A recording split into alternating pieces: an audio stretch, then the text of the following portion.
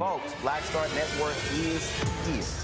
Hold no punches. I'm real revolutionary right now. Support this man, Black Media. He makes sure that our stories are told. Thank you for being the voice of Black America, Roland. Stay black. I love y'all. All momentum we have now, we have to keep this going. The video looks phenomenal. See, there's a difference between Black Star Network and Black-owned media and something like CNN. You can't be Black-owned media and be scared. It's time to be smart. Bring your eyeballs home. You dig?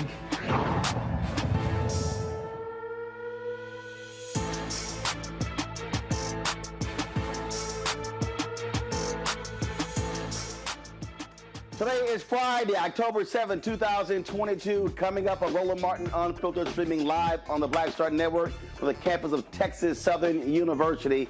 Folks, we are less than 35 days from the November midterm elections. Huge implications as to who controls not only the U.S. Senate, the U.S. House, but also crucial state races, gubernatorial races, state house, state senate, local races, all of that. We are talking election today here in Texas. We were in Georgia on yesterday. We'll be chatting with a number of folks who are on the ballot, individuals who understand the importance of voting. Congresswoman Sheila Jackson Lee. We're talking to officials here on campus, talking about what students are talking about. Also, we'll be hearing from the co-founders of Black Voters Matter as well. We're partnering with them on this broadcast from TSU. And so lots to cover, folks, on when it comes to elections. And so we'll do all of that right here. It is time to bring the funk on Roland Martin Unfiltered on the Black Star Network. Let's go. He's got it. Whatever the miss, he's on it. Whatever it is, he's got the scoop, the fact, the find. And when it breaks, he's right on time and it's rolling. Best believe he's knowing. Putting it down from sports to news to politics. With entertainment just for kicks, he's rolling. It's on go, y'all. It's Roland Martin, Rolling with Roland now. He's funk, he's fresh, he's real, the best, you know he's Roland Martin now.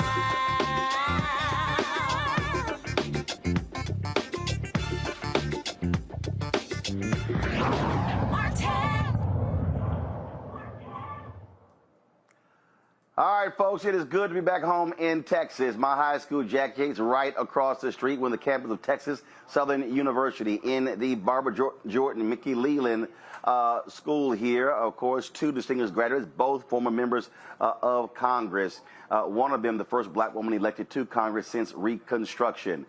Yesterday, we were in Georgia, in Swainsboro, Georgia, for an event there with the Senator Raphael Warnock campaign, talking to folks there about what matters, what's important, what do they care about. And so we'll be doing the exact same thing here.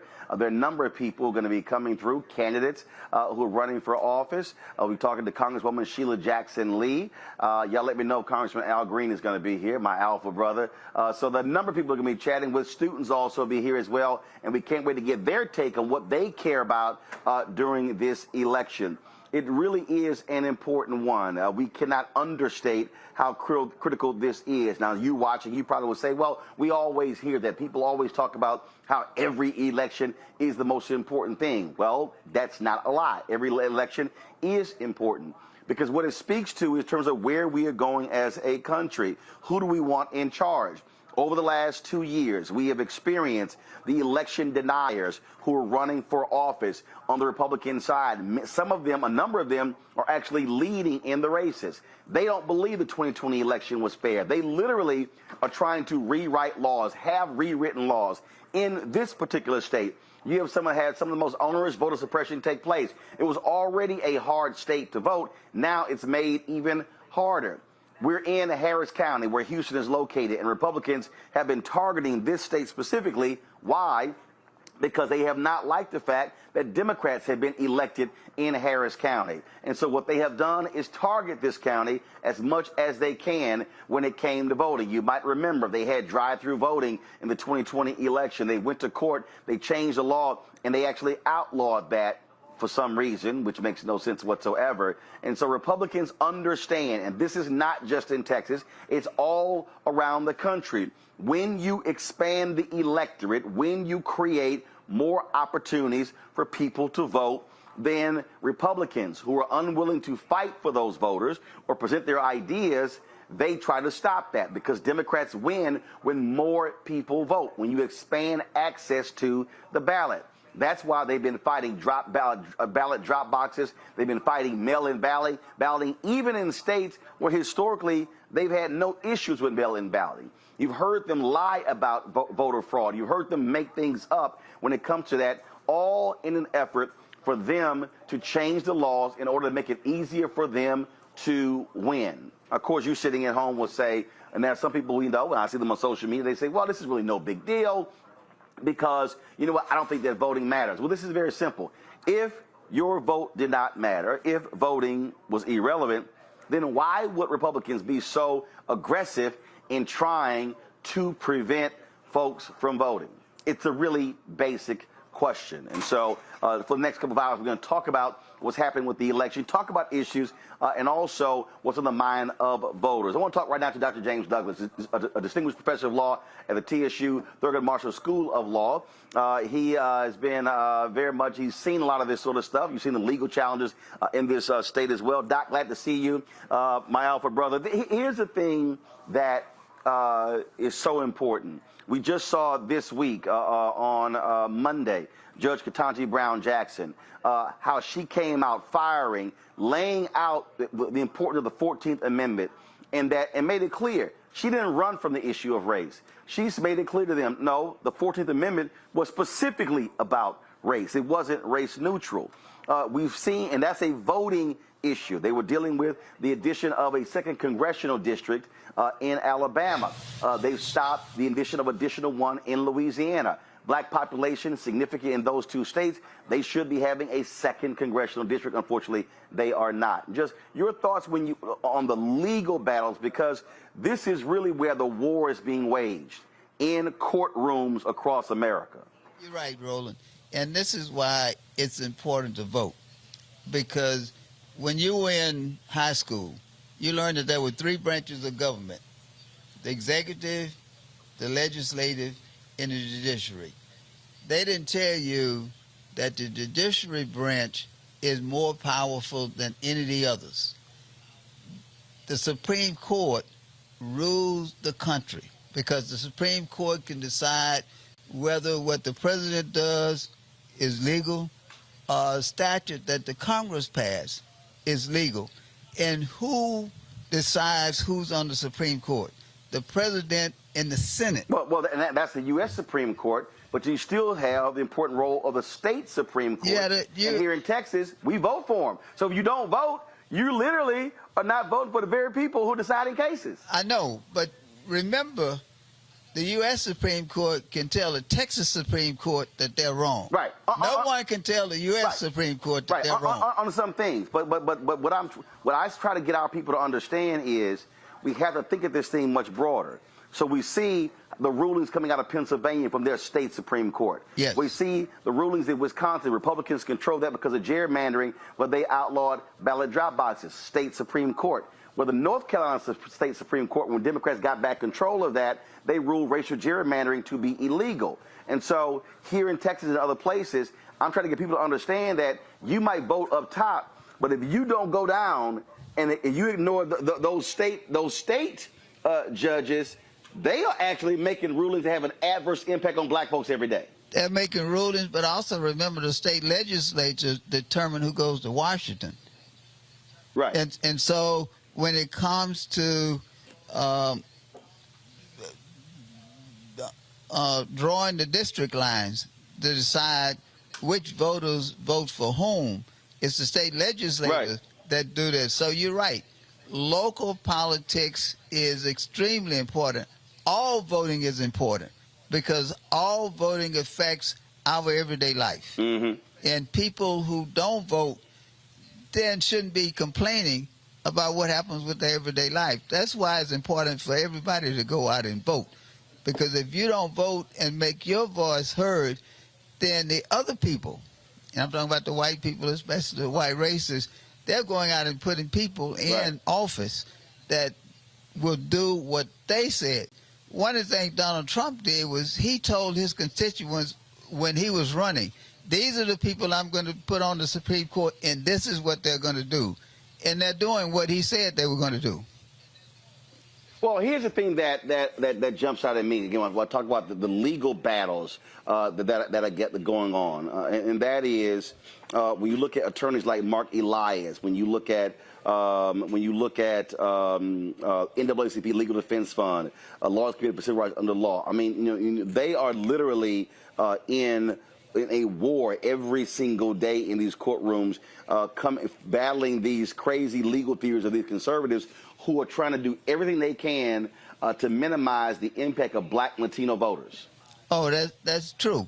But remember, you can make the best legal arguments in the world because the Supreme Court and these other courts say at the end of the day, we make the decision. It has nothing to do with whether or not the argument you make is the most logical argument. We make the decision. And so we have to make sure that we put the right people on the court so that those people are making decisions that keep us a part of the process rather than remove us from the process. Have you seen an uptick, if you will, of students who are interested in civil rights law? Yes. Yes, but the problem is they don't really understand it. What do you mean? They're interested, but they don't really understand it because they don't understand the history behind it all.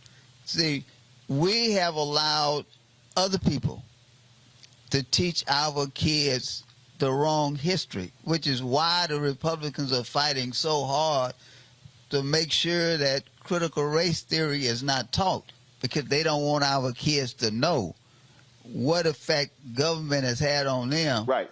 I teach a civil rights course, and I try to teach my students, look, we had all kind of discrimination, but we talk about the role that the court played in discrimination, the role that the court played in segregation, the role that the court played in slavery.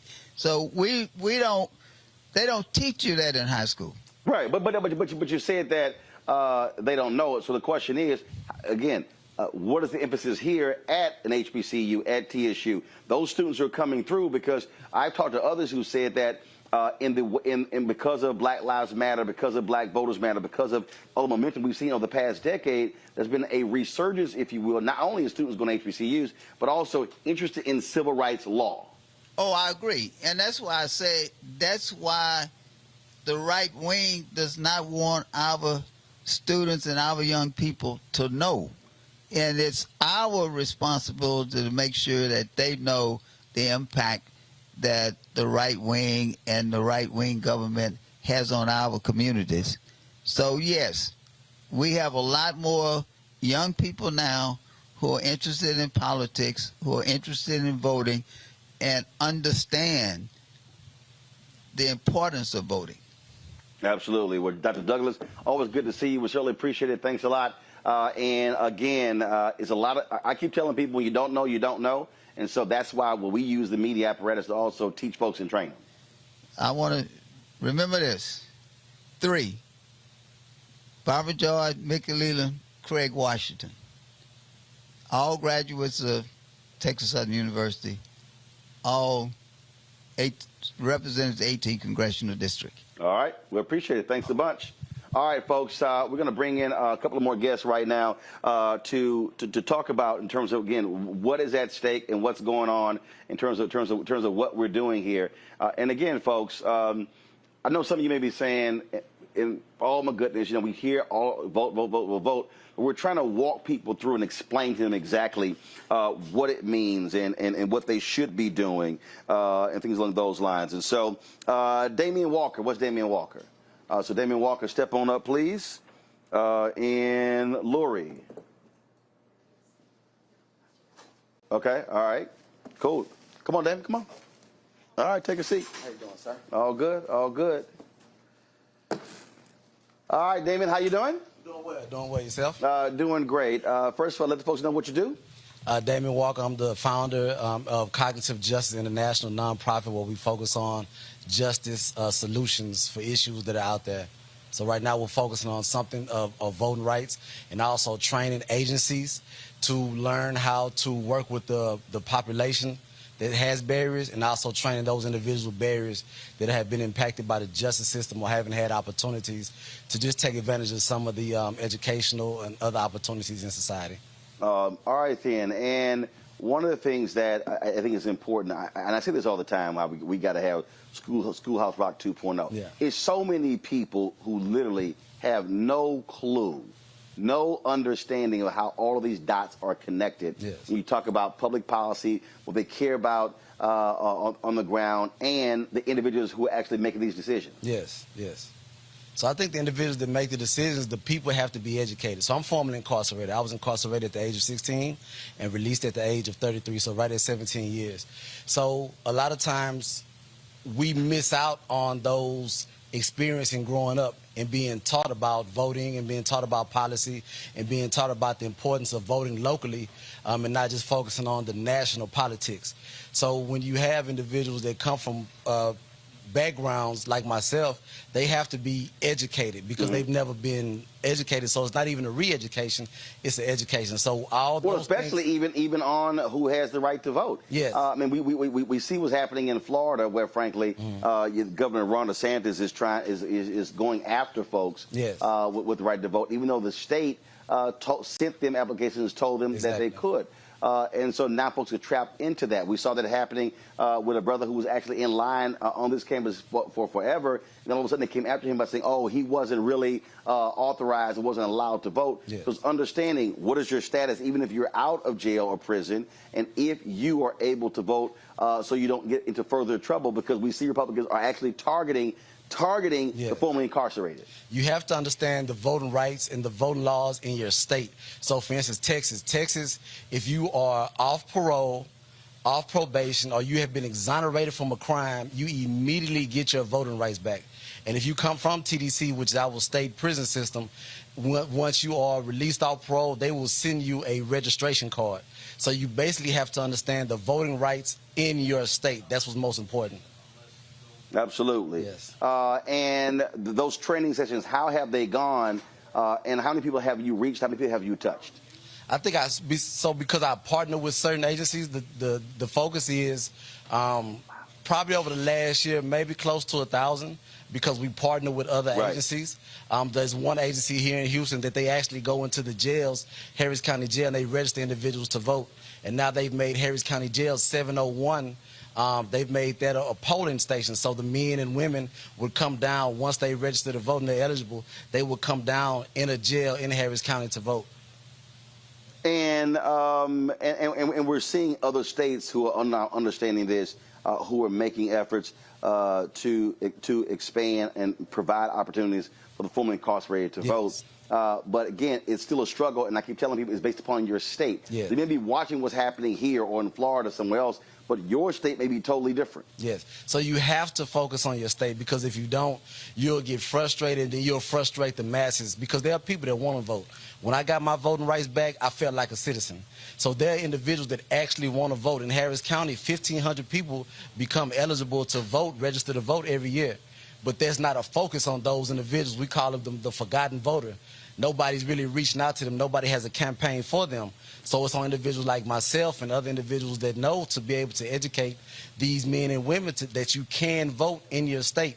But that information has to be made more. I'm one person, and if it's 15 other people, but nationally or even throughout Texas with the certain agencies, there are thousands of people that are focused on people that already are able to vote. So just think, 1,500 every year become available to vote. What happened over the last 5 years? What about those individuals that didn't vote over the last 5 years in Harris County alone? So what is the argument that you make? What do you say to someone who says, all right, Damien, look, I mean, that's great, you got yours, and they may have it, but they're just not interested and don't care. So, you know, what are you saying to them specifically, trying to get them to understand that not taking advantage of it, you actually are making your situation worse? I would ask them, what do they care about? Like, that's what you have to ask somebody who's saying that they don't care. What do you actually care about? Is it your family? Is it your neighborhood? Is it school districts? What do you actually care about? And then we'll focus on that. But again, it comes down to educating them. There's no such thing for education about voting or re-education when they never got the initial education. So you really have to go ground level, as the professor was saying earlier. You have to go ground level on some of these individuals and some of these populations. It's not just individuals, it's populations. There's groups of people in Houston, around the nation, who just don't understand the power that they have or the influence that they have in their area. And educate them to start right here where you live at. That's what's most important. All right, then, Damien Walker, we appreciate it. If folks want to get more information on your organization, where'd they go? You can go to CJI, Cognitive Justice International, so CJI.name, CJI.name. All right, sure appreciate it. Thanks a bunch. Thank you, sir. All right, folks, when we come back, we're going to go to break right now. When we come back, we're going to continue our conversation here in the campus of Texas Southern University. We'll also be talking to some of our experts as well, like Lurie Daniels Favors. This is, again, a huge, huge issue, and so we're focusing on this election, on voting, and how it impacts you. And trust me, this game on, folks, because the other side, we know exactly how hard they are fighting to keep many of us from not accessing the ballot box. You're watching Roland Martin Unfiltered here at the Black Star Network. Don't forget to download the Black Star Network app, available on all platforms: Apple phone, Android phone, Apple TV, Android TV, Roku, Amazon Fire TV, Xbox One, Samsung Smart TV. You can also support us with our Bring the Funk fan club. Your dollars make it possible for us to do what we do. So you can see and check in money orders to P.O. Box 57196, Washington, D.C. 20037-0196. Cash App is $RM Unfiltered. PayPal is R Martin Unfiltered. Venmo is RM Unfiltered. Zelle is Roland@RolandSMartin.com. Roland@RolandMartinUnfiltered.com. And don't forget to get my new book, White Fear: How the Browning of America is Making White Folks Lose Their Minds. Available from the publisher Ben Bella Books, Amazon, Barnes & Noble, IndieBound, Bookshop, Chapters, Books A Million, Target. And you can also order through your favorite black bookstore. We'll be right back.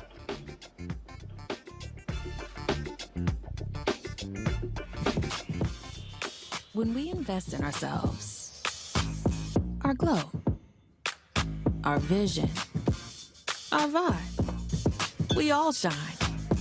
Together, we are black beyond measure. Libraries empower the community with education. Liberia Economic Development Initiative, LEDI, is hosting the International Life Changers Awards and Liberia's bicentennial to celebrate LEDI building the country's first modern public library and technology center. Join event host Roland Martin. Our honorees: Reverend Dr. Jamal Bryant, Zernona Clayton, Thomas Dorch Jr., Dana Lupton, Dr. Tammy Graysteele, on October 29th at the CNN Center, Atlanta. There are no public libraries in Liberia, but together we can change that. Get tickets at ledinow.org. When we invest in ourselves, we all shine. Together, we are black beyond measure. Hatred on the streets, a horrific scene, a white nationalist rally that descended into deadly violence. White people are losing their damn minds. As an angry pro-Trump mob storms the U.S. Capitol, we're about to see the rise of what I call white minority resistance. We have seen white folks in this country who simply cannot tolerate black folks voting. I think what we're seeing is the inevitable result of violent denial. This is part of American history. Every time that people of color have made progress, whether real or symbolic, there has been what Carol Anderson at Emory University calls white rage as a backlash. This is the rise of the Proud Boys and the Boogaloo Boys. America, there's going to be more of this. Here's all the Proud Boys, guys. This country is getting increasingly racist in its behaviors and its attitudes because of the fear of white people. The fear that they're taking our jobs, they're taking our resources, they're taking our women. This is white fear.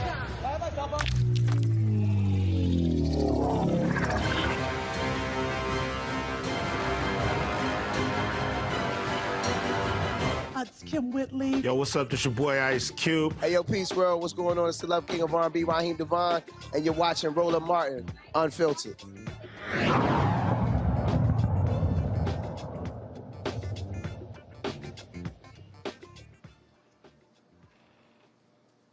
All right, folks, welcome back to Roland Martin Unfiltered on the Black Star Network. Glad to have you here. We're on the campus of Texas Southern University, where we're partnering with Black Voters Matter, talking about the importance of this election and really breaking down a lot of the crucial issues that we are facing in this election. And so what's happening nationally, you're seeing the battle that's being waged, as I said, in courtrooms, and is really going on in communities everywhere. We're also seeing what's happening when it comes to the polls. I mean, you got poll workers, and now you're going to have, as a result, a lot of these new laws, especially here in Texas, people who are allowed to examine the work that they do.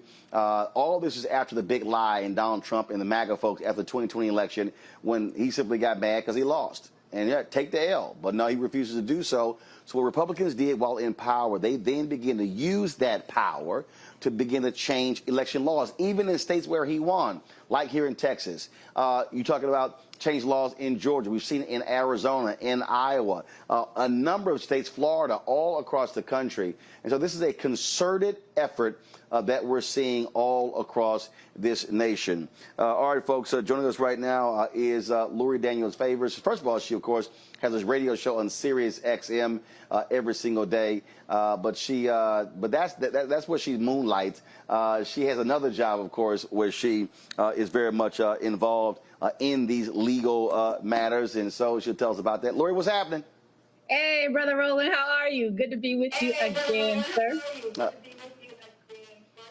Indeed, indeed. So glad to have you here. So, so first and foremost, I talked about what is happening all across the country. Talked about, not just the changing of the laws, but how they are now unleashing folks to target poll workers, individuals like my parents who they've been doing this for years, but now all of a sudden we saw how they were attacking them. The woman testified before the January 6th committee, how they were putting their names out there and they were getting death threats. And so there are poll workers, many of them who are elderly, a lot of them who are African American, and some have said, I'm not wasting my time even working these polls because I don't want to be attacked just for being a public servant.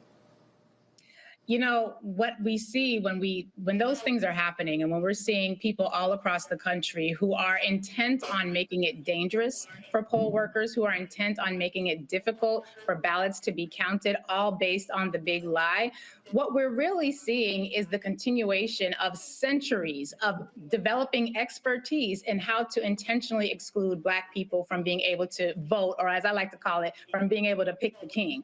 And so this is really more of what we've seen in decades gone past. Those of us who are part of Gen X or younger, some of this feels a little strange because we've had these nearly 60+ years of integration. And during integration, we were supposed to have done away with some of those white nationalist efforts.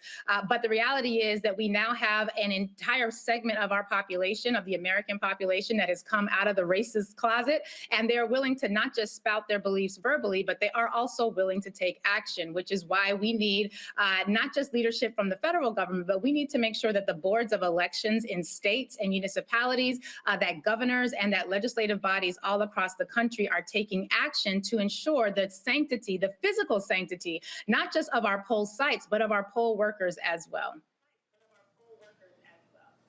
I mentioned with Dr. Douglas the legal battles, and I really don't think the public really understands this war that's being waged. I mean, it is literally being waged on all fronts, on every issue. We're talking about now in Georgia how they change the law where anybody can challenge thousands of registered voters.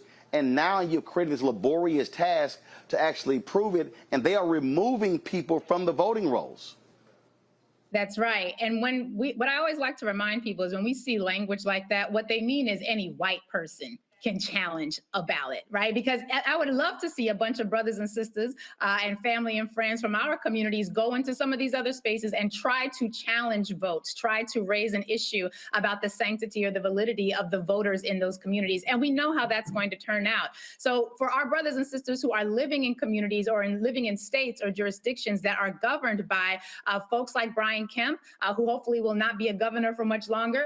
But when you're living in a community where basically one party has decided they want to return to not the 1860s, but the 1760s, the 1660s, when it comes to whether or not Black people will be able to pick the king, then we need to make sure that in addition to getting souls to the polls, that we are also training young people to stand up. And as much as I do not want to see our elders step down from these positions, I love poll workers. The elders there, I feel like it's one of the spaces where intergenerationally we still connect.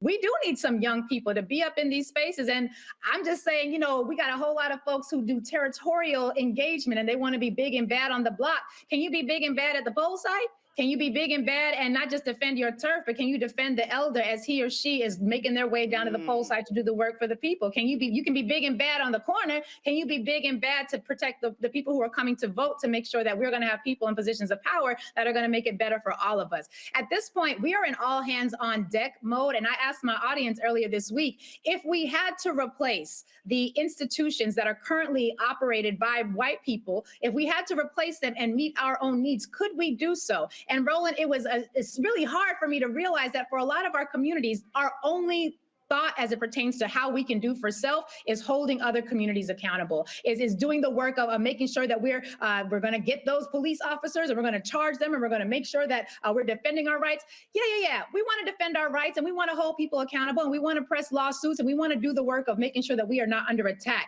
But we also have to take on the other side of that mantle, which is doing for self, organizing our own communities, our young people to get to the polls, creating our own community watches. Every other community does a community watch. We should be engaged in community watch for protecting our voters and protecting our ability to cast the ballot, because the reality is we are participating in determining who is going to sit in that king position. And if we're not going to be as serious about that as some of us are about defending territory that we don't even own, then what are we really doing? You made that point. I remember when Fox News lost their damn minds over the new Black Panthers at polling locations, and hell, they were Black polling locations.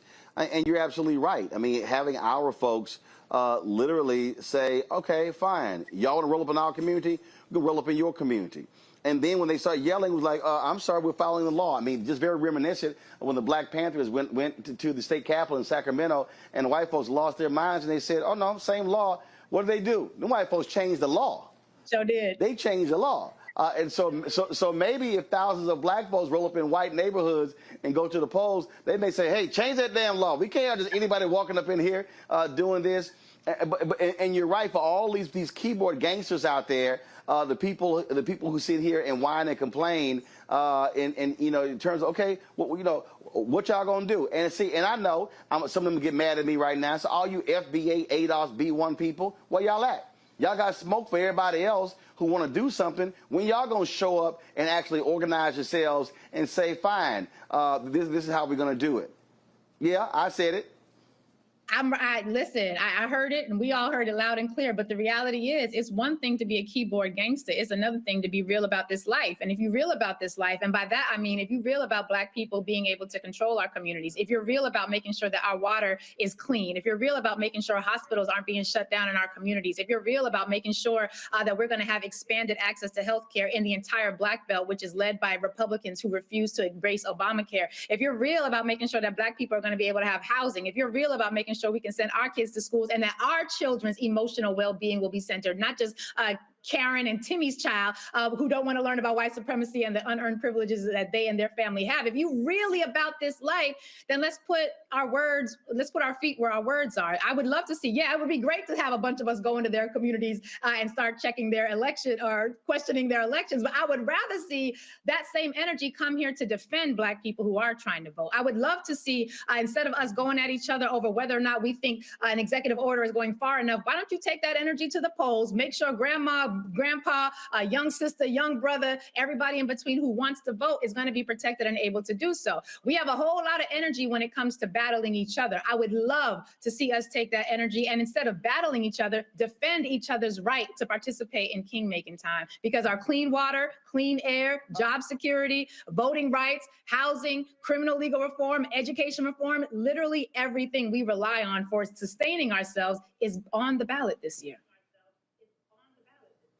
I remember actually it was 2016, 2018, actually in 2020 as well, and looking at data from Joint Center for Political and Economic Studies, looking at NNPA, looking at others.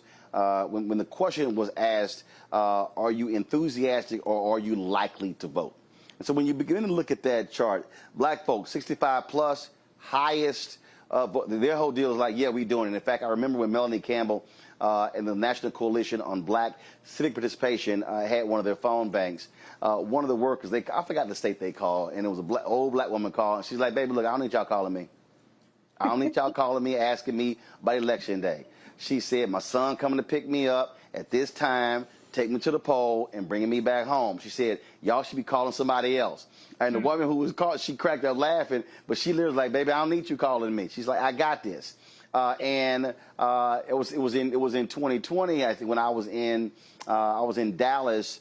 I think it was the first day of early voting, and it was a trip because the day before, old black folks were driving up the day before saying, now look, is this where voting is tomorrow? What time? They were doing, they literally had like an advanced team. They were scouting it out, and when the poll opens, they were there. But when you look at the data there, as you go down 65 plus, and then with 55 plus, and then when you go down to 45, 55, then you go 35, 45, and you keep going down, that number gets lower and lower and lower. And the reality is the two largest groups of people right now, population-wise in America, are 18-35. That's the two lowest groups. So the question is, your message, your institute's there on Medgar Evers campus. What are you saying to all these young folks who are complaining about boomers, but boomers vote? Here's the thing, and this is something that one of my team members at the Center for Law and Social Justice at Medgar Evers College, where I do my real job, not my moonlighting job, I'm serious. One of the things that he says, Isaiah, shout out to him, he always says that, listen, if you're in that 18 to 35-year-old group and you're not going to vote, be cool and be clear with the fact that the people who are 65, 85, 95, they're going to vote. If you have an 85-year-old person who's voting, who's going to be making decisions, I don't mean to be crass about this, but the reality is the 18 to 35-year-old community is going to be living with the decisions that 85-year-old voter casts a whole lot longer than the 85-year-old is. One of the things we have to recognize, however, is that the younger we are in our community, the farther we are away from having actual experience and engagement with the civil rights struggle and the struggle for the right to vote. So if we have young people who are not learning about any of this stuff in school, I'm talking about not learning civics in school, certainly not learning about how Black civics works in school. They're also not learning it in our religious institutions because our numbers and our attendance in churches has gone down. And if we're hoping that they're going to make it to college to be able to figure out how to take a political science or, go to a great institution like a HBCU or PBI, we've literally been willing to, by those choices, sacrifice entire generations of our members, of community members, when it comes to their knowledge about how this system works. We had people who came out to the streets and protested in 2020, Roland. I know you remember this, George Floyd, Breonna Taylor, Ahmaud Arbery. And one of the things I always ask people who tell me, oh, I ain't gonna vote, because we have a lot of young people who's like, Miss, I ain't voting, I don't believe in electoral politics. That's something y'all do, it don't really work, my vote don't count. And I'm like, all right, cool, did you protest in 2020? Yeah, I was out in them streets. We was in them streets. Oh, that's so good. Were you just there for like blowing off emotional steam, or did you actually want something to change? Because if you actually wanted something to change, instead of just having an emotional outburst where you let out your anger and your frustration, and you were able to sort of emotionally purge yourself, if you actually wanted something to change, yes, there is a portion of change that can happen at the grassroots level. But right now, Mississippi, Jackson, Mississippi, not having clean water, we can't fix that just with the grassroots. We need government. When it comes to funding our schools and making sure our babies have computers instead of textbooks written in the 19s, as my daughter likes to call it, we can do some with the grassroots, but we need government. When it comes to getting a moratorium on evictions, when it comes to extending unemployment insurance so that when we are all laid off during a pandemic, God forbid, we will have some money coming in the house to sustain ourselves. You can do some rent parties. You can do a lot at the grassroots level, but at a certain point, you're going to need government. And if you protested in 2020 because you wanted substantive change, the substantive change doesn't happen because you had an emotional outburst. The substantive change happens when you change the people who are in positions of power. Let's look at Jackson, Mississippi. Who's in charge of cleaning the water? If there's someone who is in charge of cleaning the water, how does that person get their job? Are they voted into office? Are they appointed to that position? Because if they're voted into office, how you gonna tell me voting don't matter when right now you can't drink clean water? If they're appointed to office, who appoints them? Is that person elected? Because that is the person that we now need to change positions. So when we're talking about election and engagement, we have to recognize young folks just do not understand how standing in line and voting changes anything in the community. And that's not their fault, that's on us. I'm Gen X, I'm young Gen X, but the reality is it is on us to provide the opportunities that they're gonna need to make those connections. When I go into a classroom and I'm talking to some high school students, they don't wanna hear me talk about it's your ancestral duty and obligation to vote. Half of them don't even know what I mean when I'm talking about ancestors because we did a poor job of teaching them to respect our elders and ancestral veneration. But if I ask them, what y'all think about NYPD? Y'all like how they work here? Y'all like how are y'all cool with how we're getting put up against the wall on your way to school? Are you cool with school safety officers in your community, in your schools, taking you through metal detectors before you can come in, speaking to you disrespectfully? No. Well, who tells them how to police? Oh, the police commissioner. How he get his job? Oh, she. Now we have a woman. How did she get her job? She was appointed by the mayor. Did your family vote? Did you vote for the mayor? Did you know what the policies the mayor was going to implement when the mayor was going to be picking the police commissioner? Were you in agreement with that? Because if you weren't, you could have picked somebody else. Oh, but you didn't vote. You see how now you're being policed in ways you don't like because you didn't participate in picking the king who was going to determine what the policing apparatus was going to look like in your community. We have to make connections, starting with what they care about, and then show how what they care about is impacted, shaped, and challenged in the electoral process. And that's why I constantly talk about connecting the dots. I tell the story in 2016. I had my radio show. A young lady called me from North Carolina, and she says, look, I'm not feeling Hillary. I can't vote for her. I'm not feeling Trump. I can't vote for him. So she said, I'm just going to focus on my state. And I said, okay, interesting. I said, so what are the 3 or 4 issues that you're focusing on? And so she told me. Well, the crazy thing is the 3 to 4 issues she told me about, literally, I showed her the direct connection between who sits in the Oval Office and those 3 to 4 issues. And she was literally stunned. She was shocked. She's like, I can't believe this. And I said, how? And she said that she was a activist, well-informed. I said, yeah, you're not actually well-informed. The fact that she could not understand that who sits in the Oval Office appoints Supreme Court justices, appoints federal judges. They rule on voting issues in her own state. She didn't even understand the lawsuit that was actually happening at that moment where they were suing the North Carolina voter suppression law in federal court. Wow. And she was stunned by it. And that's why I'm saying we have to actually connect the dots for people. Just like I think we finally, after all these decades, people now understand you cannot be so concerned about mass incarceration but ignore who's running for DA. That's right. You can yell, holler, and scream about Congress to change things, but the one person who has the most effect on mass incarceration and criminal justice reform in the United States is the local DA. Because their decision as to how they prosecute cases has a direct impact on that. And people have finally gotten to understand that. You know, I like to say that we don't live in a country with a king or a queen, right? We don't have a monarchy here. And if you live in a country with a king or queen, how you get charges pressed against you is determined by the king. If you live in a country with the king, and my audience knows I say this all the time, when it comes to whether or not you get clean water, well, did the king say your community could have clean water? Because if not, you ain't gonna have no clean water. When it comes to whether or not you can have a hospital, well, did the king say, can you have a hospital? Because if the king ain't say you can have a hospital, you ain't gonna have no hospital.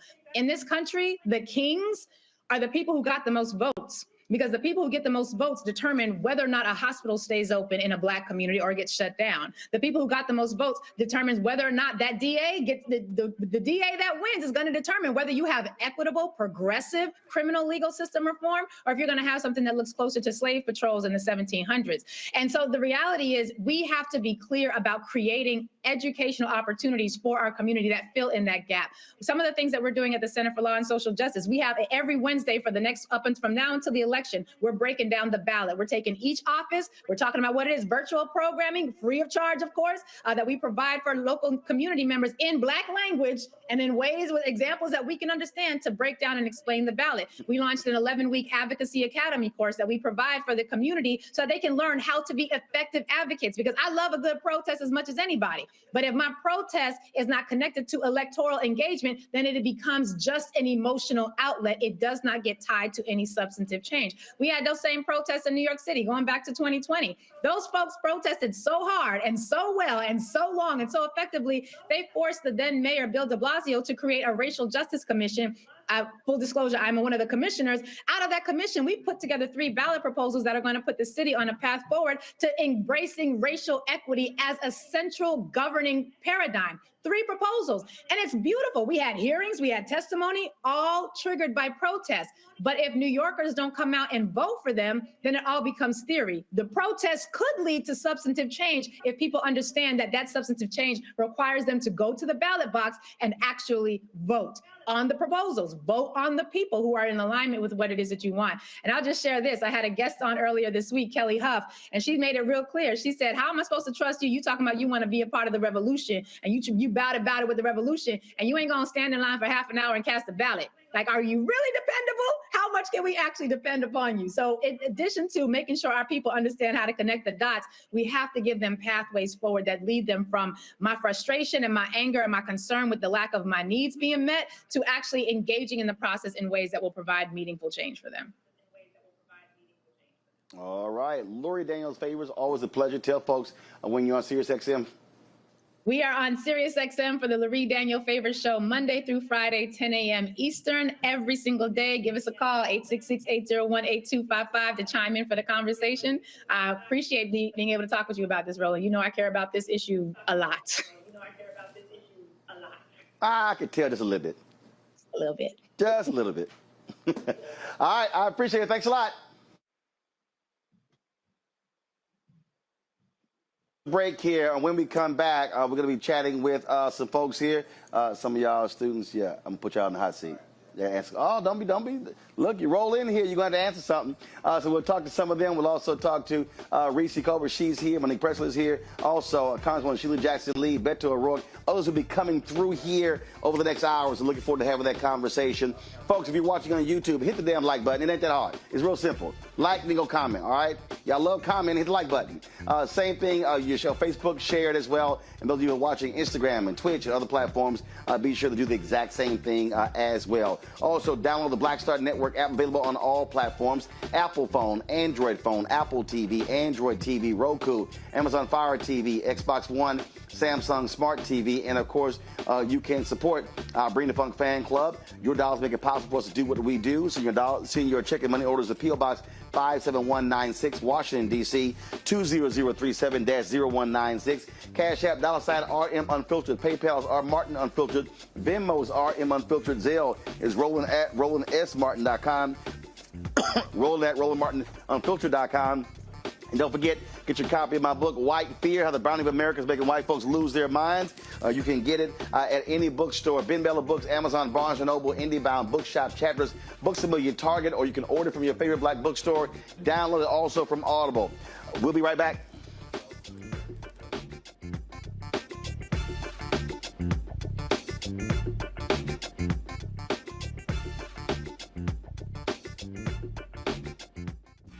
When we invest in ourselves, we're investing in what's next for all of us.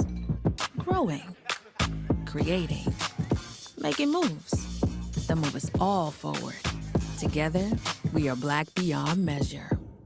Libraries empower the community with education. Liberia Economic Development Initiative, LEDI, is hosting the International Life Changers Awards and Liberia's bicentennial to celebrate LEDI building the country's first modern public library and technology center. Join event host Roland Martin. Our honorees: Reverend Dr. Jamal Bryant, Zernona Clayton, Thomas Dorch Jr., Dana Lupton, Dr. Tammy Graysteele, on October 29th at the CNN Center, Atlanta. There are no public libraries in Liberia, but together we can change that. Get tickets at ledinow.org. When we invest in ourselves, our glow, our vision, our vibe. We all shine. Together, we are Black beyond measure. I'm Deborah Owens, America's Wealth Coach, and my new show, Get Wealthy, focuses on the things that your financial advisor and bank isn't telling you, but you absolutely need to know. So watch Get Wealthy on the Black Star Network.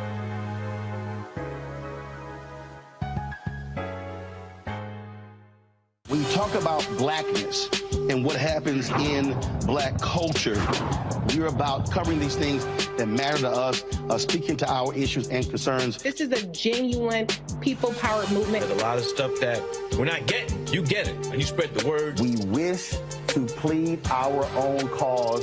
Too long have others spoken for us. We cannot tell our own story if we can't pay for it. This is about covering us. Invest in black-owned media. Your dollars matter. We don't have to keep asking them to cover our stuff. So please support us in what we do, folks. We want to hit 2,000 people, $50 this month, raise $100,000. We're behind 100,000, so we want to hit that. Y'all money makes this possible. Check some money orders. Go to P.O. Box 57196, Washington, D.C. 20037-0196. The Cash App is $RM Unfiltered. PayPal is R Martin Unfiltered. Venmo is RM Unfiltered. Zelle is Roland at RolandSMartin.com. My name is Charlie Wilson. Hi, I'm Sally Richardson Whitfield. And I'm Dante Whitfield. Hey, everybody, this is your man Fred Hammond, and you're watching Roland Martin, my man, Unfiltered.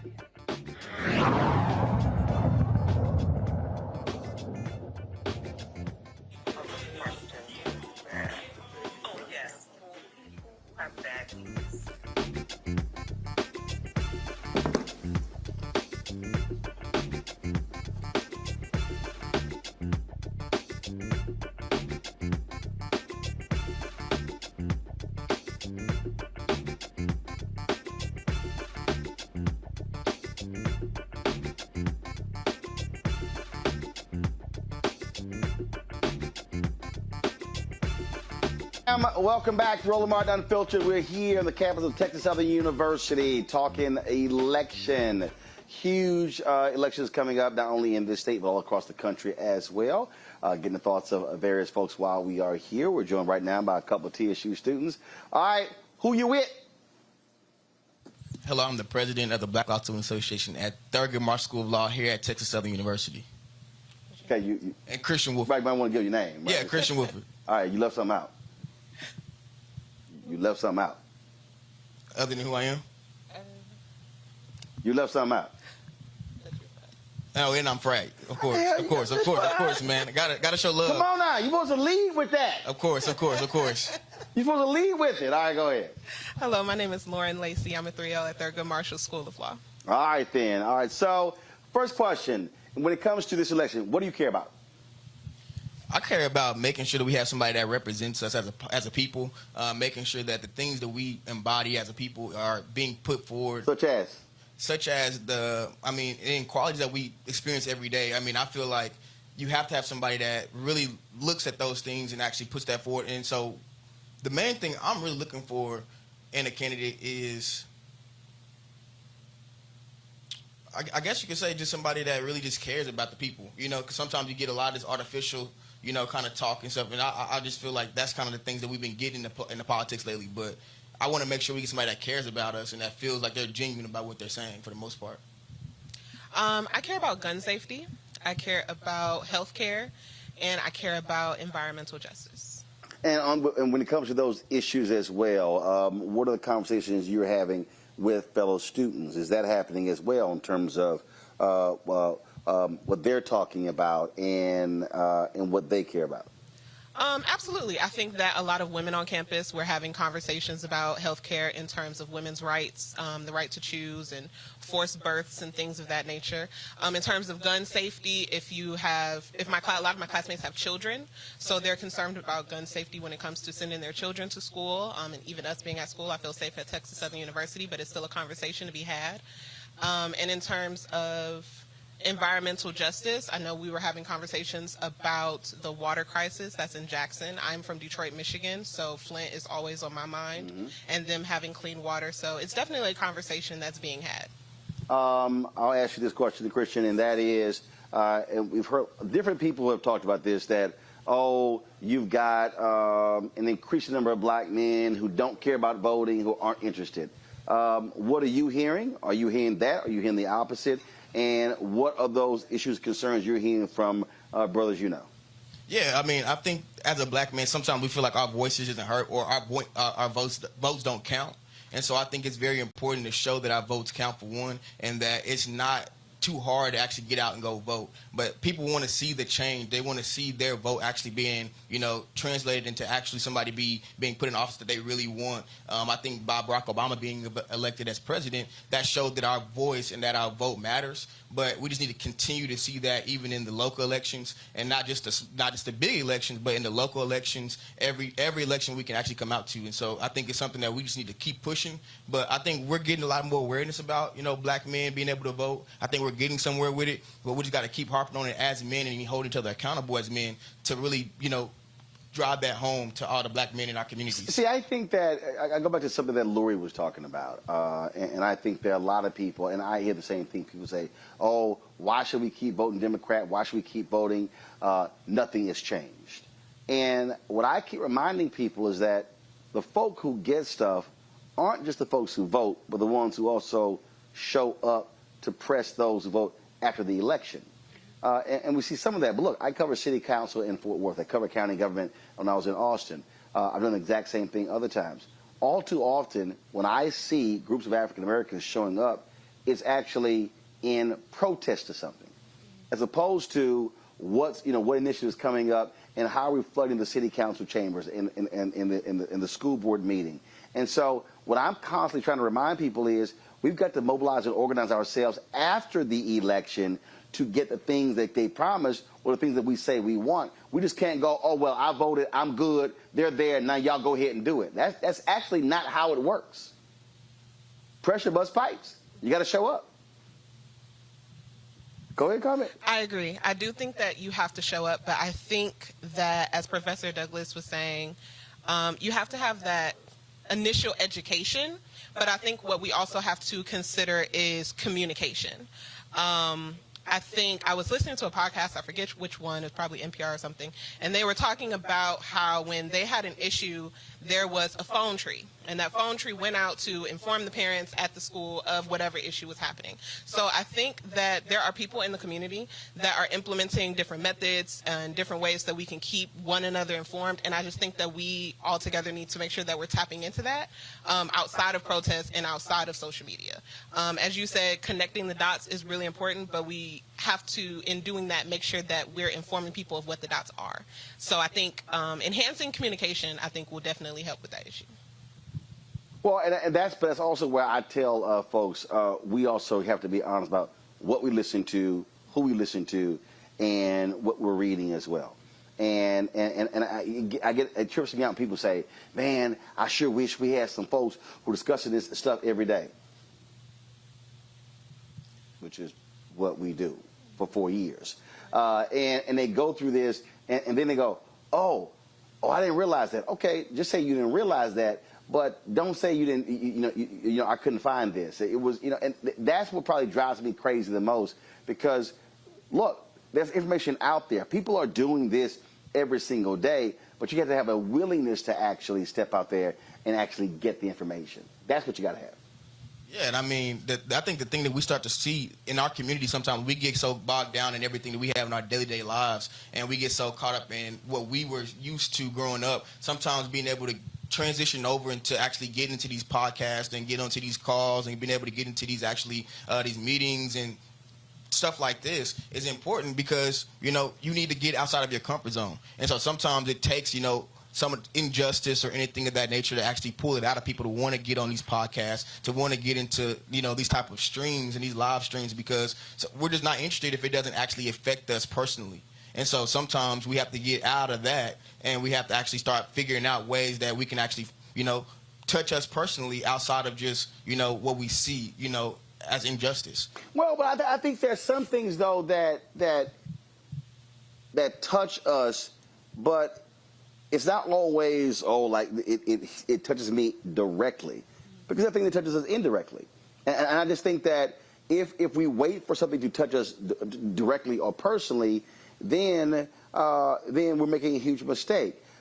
Look, I was highly critical of all these white women who showed up outside the Supreme Court after Roe v. Wade, when we had all these black groups who were protesting for the For the People Act and for the John Lewis Act, and it was largely black folks who were out there.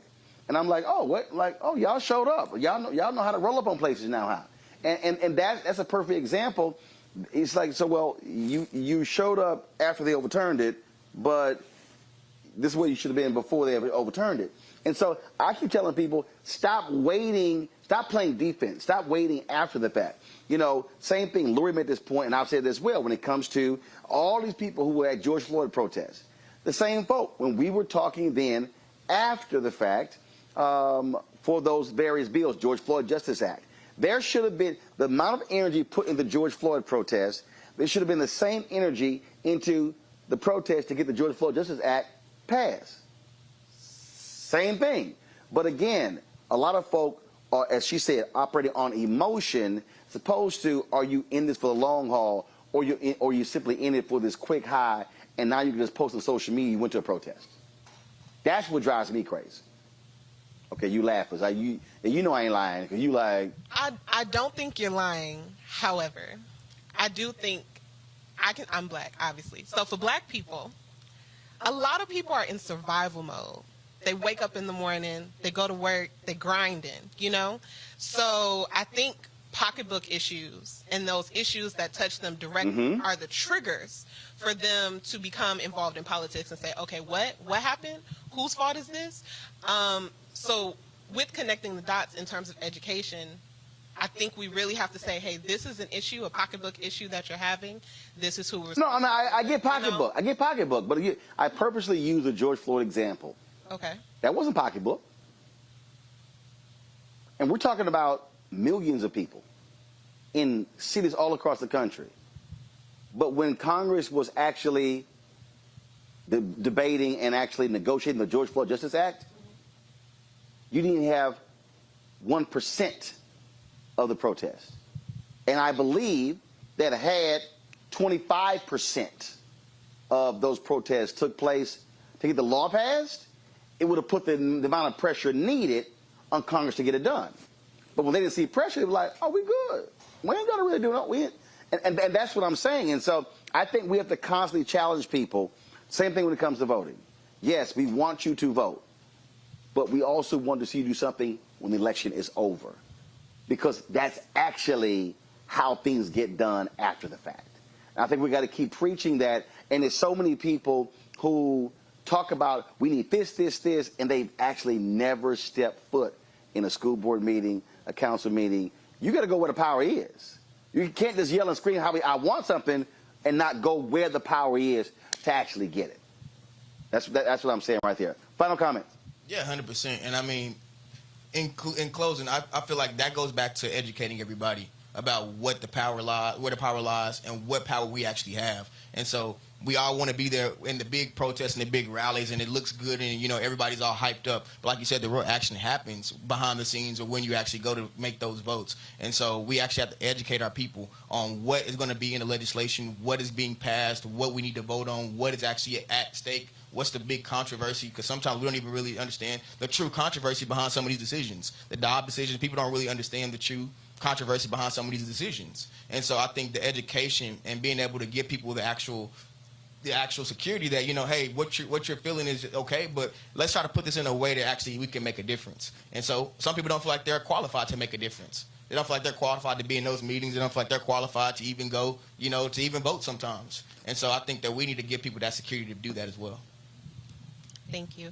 The Barbara C. Jordan chapter of Black Law Student Association will be here at Texas Southern University in partnership with Hall YP to register people to vote on Tuesday, October 10th. So please come out and see us. Please get registered to vote.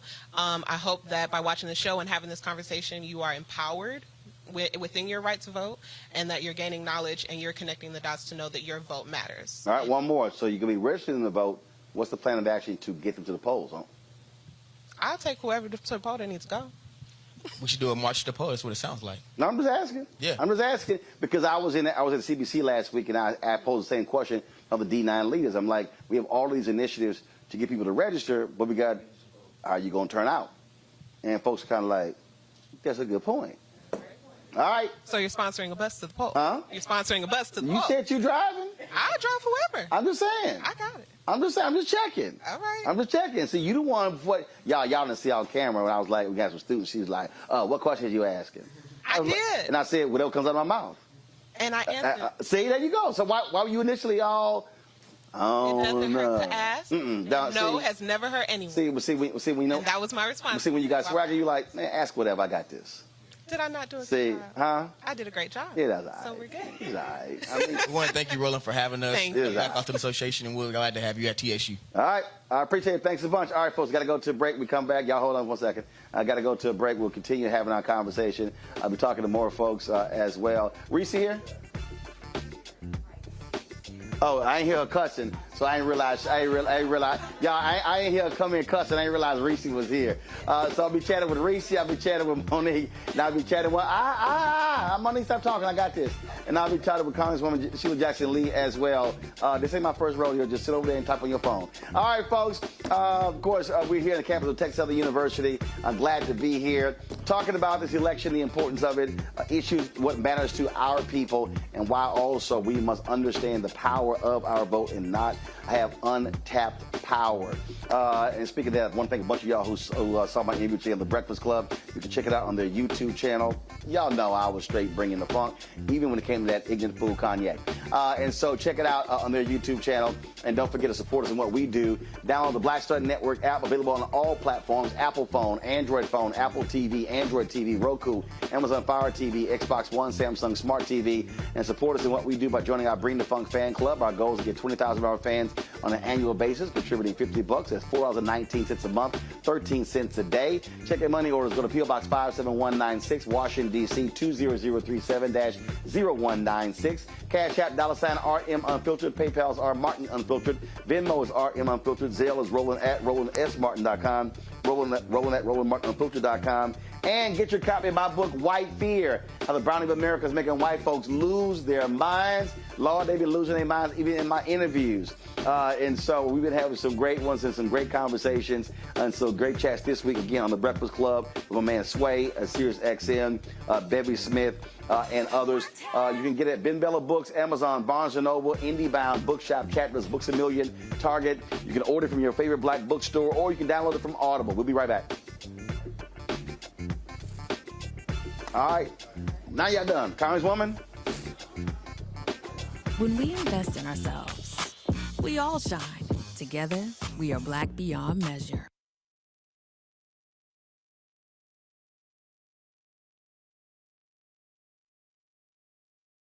I'm Deborah Owens, America's Wealth Coach, and my new show, Get Wealthy, focuses on the things that your financial advisor and bank isn't telling you, but you absolutely need to know. So watch Get Wealthy on the Black Star Network. Libraries empower the community with education. Liberia Economic Development Initiative, LEDI, is hosting the International Life Changers Awards and Liberia's Bicentennial to celebrate LEDI building the country's first modern public library and technology center. Join event host Roland Martin. Our honorees: Reverend Dr. Jamal Bryant, Zernona Clayton, Thomas Dorch Jr., Dana Lupton, Dr. Tammy Graysteel, on October 29th at the CNN Center, Atlanta. There are no public libraries in Liberia, but together we can change that. Get tickets at ledinow.org. Pull up a chair, take your seat. The Black Tape with me, Dr. Greg Carr, here on the Black Star Network. Every week, we'll take a deeper dive into the world we're living in. Join the conversation only on the Black Star Network. Hatred on the streets, a horrific scene, a white nationalist rally that descended into deadly violence. White people are losing their damn minds. As an angry pro-Trump mob storms the U.S. Capitol, we've seen shootings. We're about to see the rise of what I call white minority resistance. We have seen white folks in this country who simply cannot tolerate black folks voting. I think what we're seeing is the inevitable result of violent denial. This is part of American history. Every time that people of color have made progress, whether real or symbolic, there has been what Carol Anderson at Emory University calls white rage as a backlash. This is the rise of the Proud Boys and the Boogaloo Boys. America, there's going to be more of this. Here's all the Proud Boys, guys. This country is getting increasingly racist in its behaviors and its attitudes because of the fear of white people. The fear that they're taking our jobs, they're taking our resources, they're taking our women. This is white fear.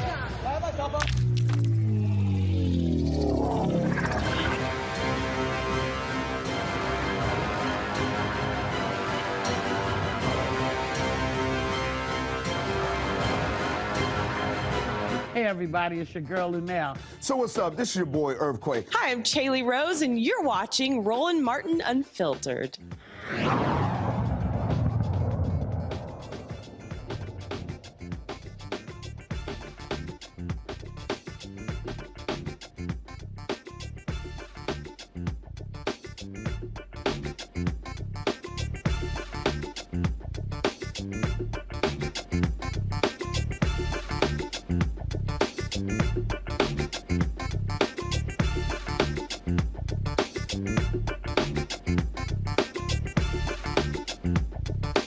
Welcome back to Roland Martin Unfiltered. We're here on the campus of Texas Southern University. Glad to be here.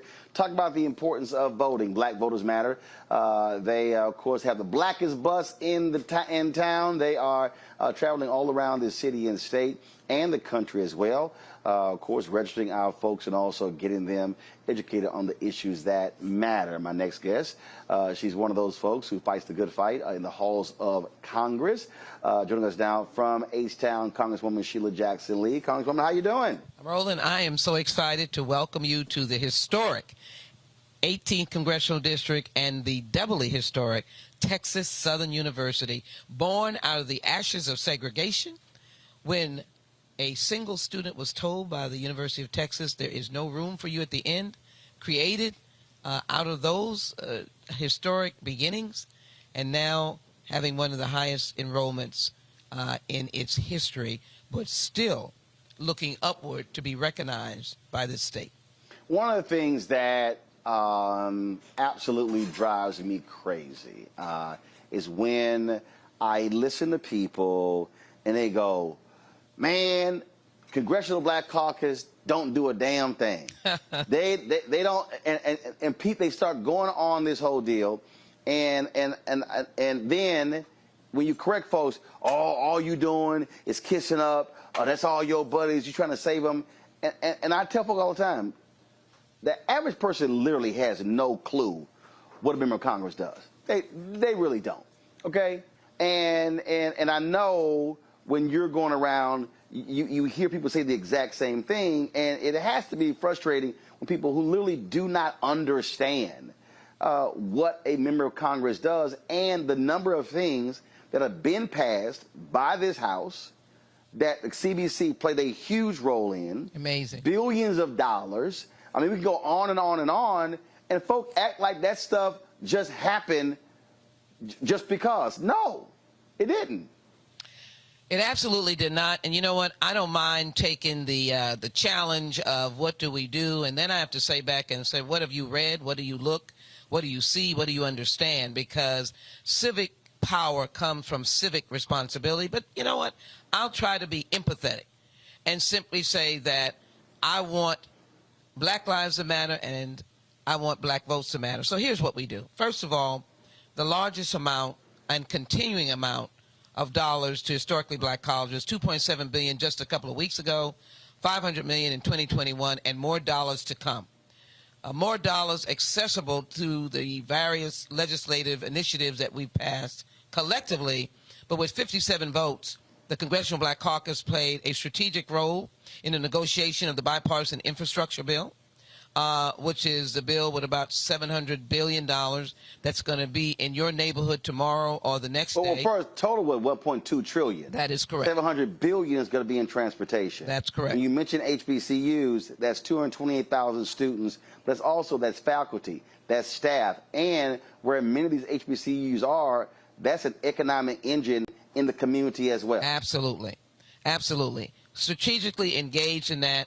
Members of the CBC on the Transportation Committee, sizable but quiet opportunities for MWBEs. We didn't leave that out. Small businesses. We have oversight, all of that. The work with the Department of Transportation specifically had in the language that this administration is looking for equity and for neighborhoods to be treated equitably and dollars to go out equity. So that's one.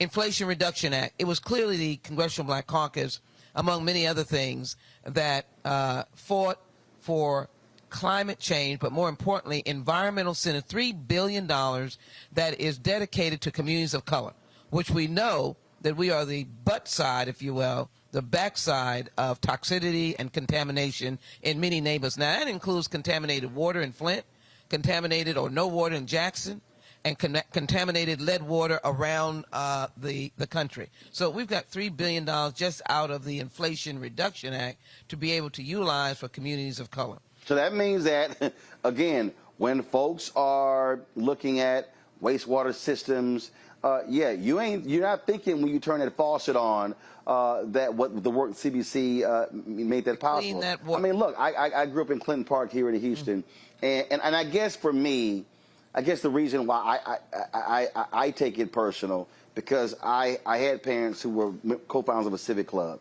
and I saw when the people got involved, we got new street lights, paved streets, we got new sewer system, we got refurbished park, we got a old fire station that was turned into a senior citizen center because the people got involved and petitioned government, city hall, county government, state legislature, Congress to get those things.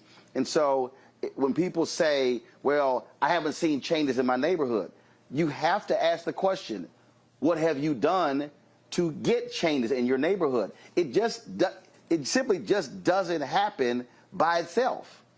It's a community and political partnership. Absolutely, but it is pushing the power down to the people, but it's got to have the people stand out there demanding the power for them. And what happened in your neighborhood with your family was civic participation at its basic level.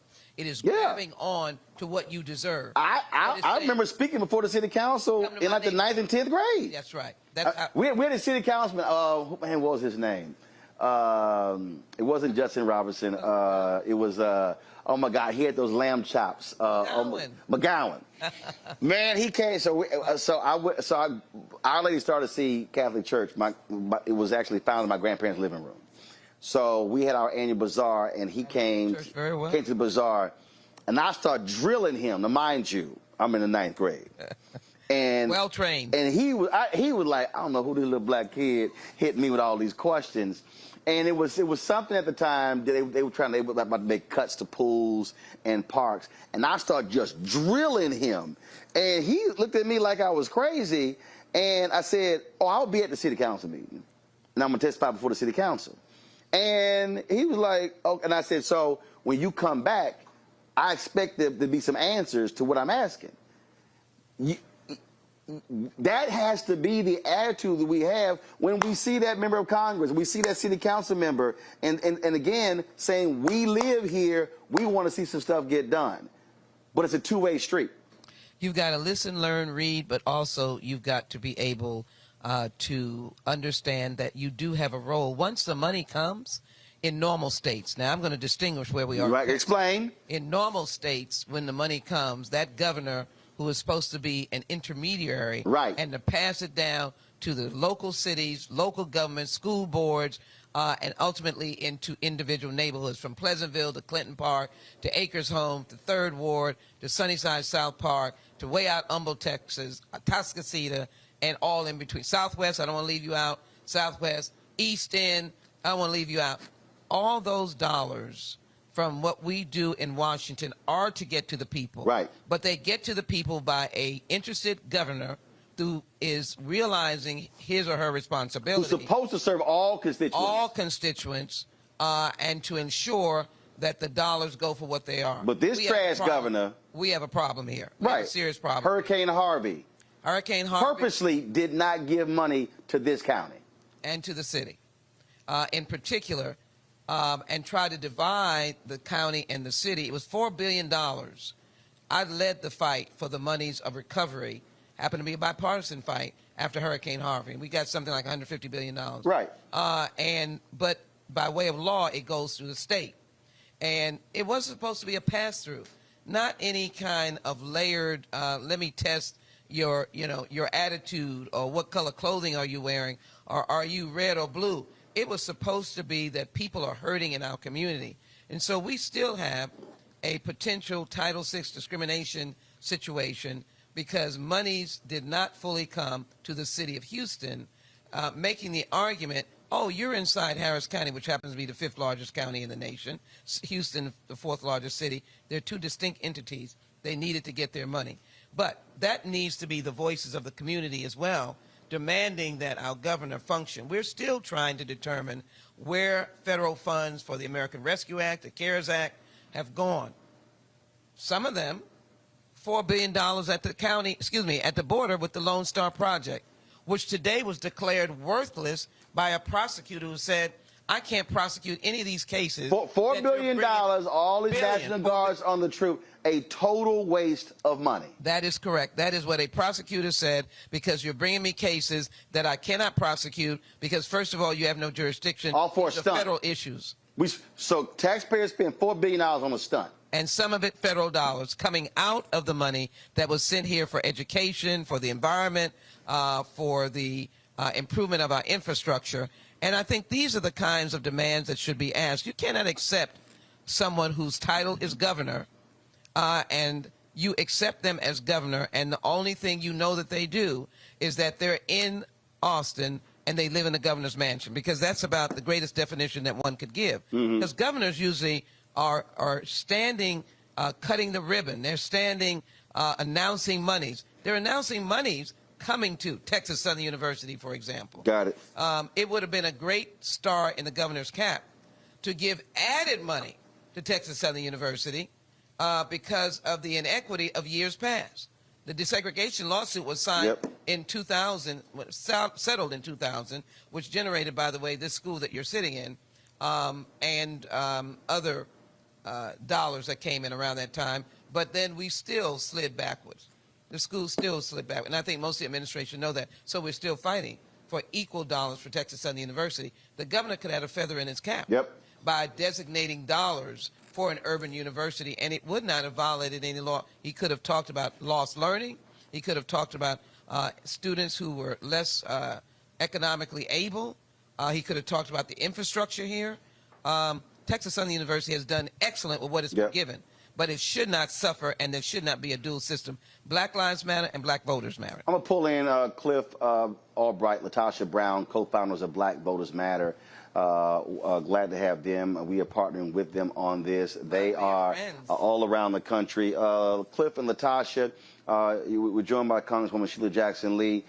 Just explain to people why having real partners like the Congresswoman is important for the work that y'all do, and how you explain to folk out there who have assumption that every politician is awful, everybody is lazy, they only care about themselves, that there are African Americans in elected office who are here for black people fighting for these issues, and we can't just allow them to be attacked, allow them to be marginalized, and why we must ensure that they are returning to office to deliver for us.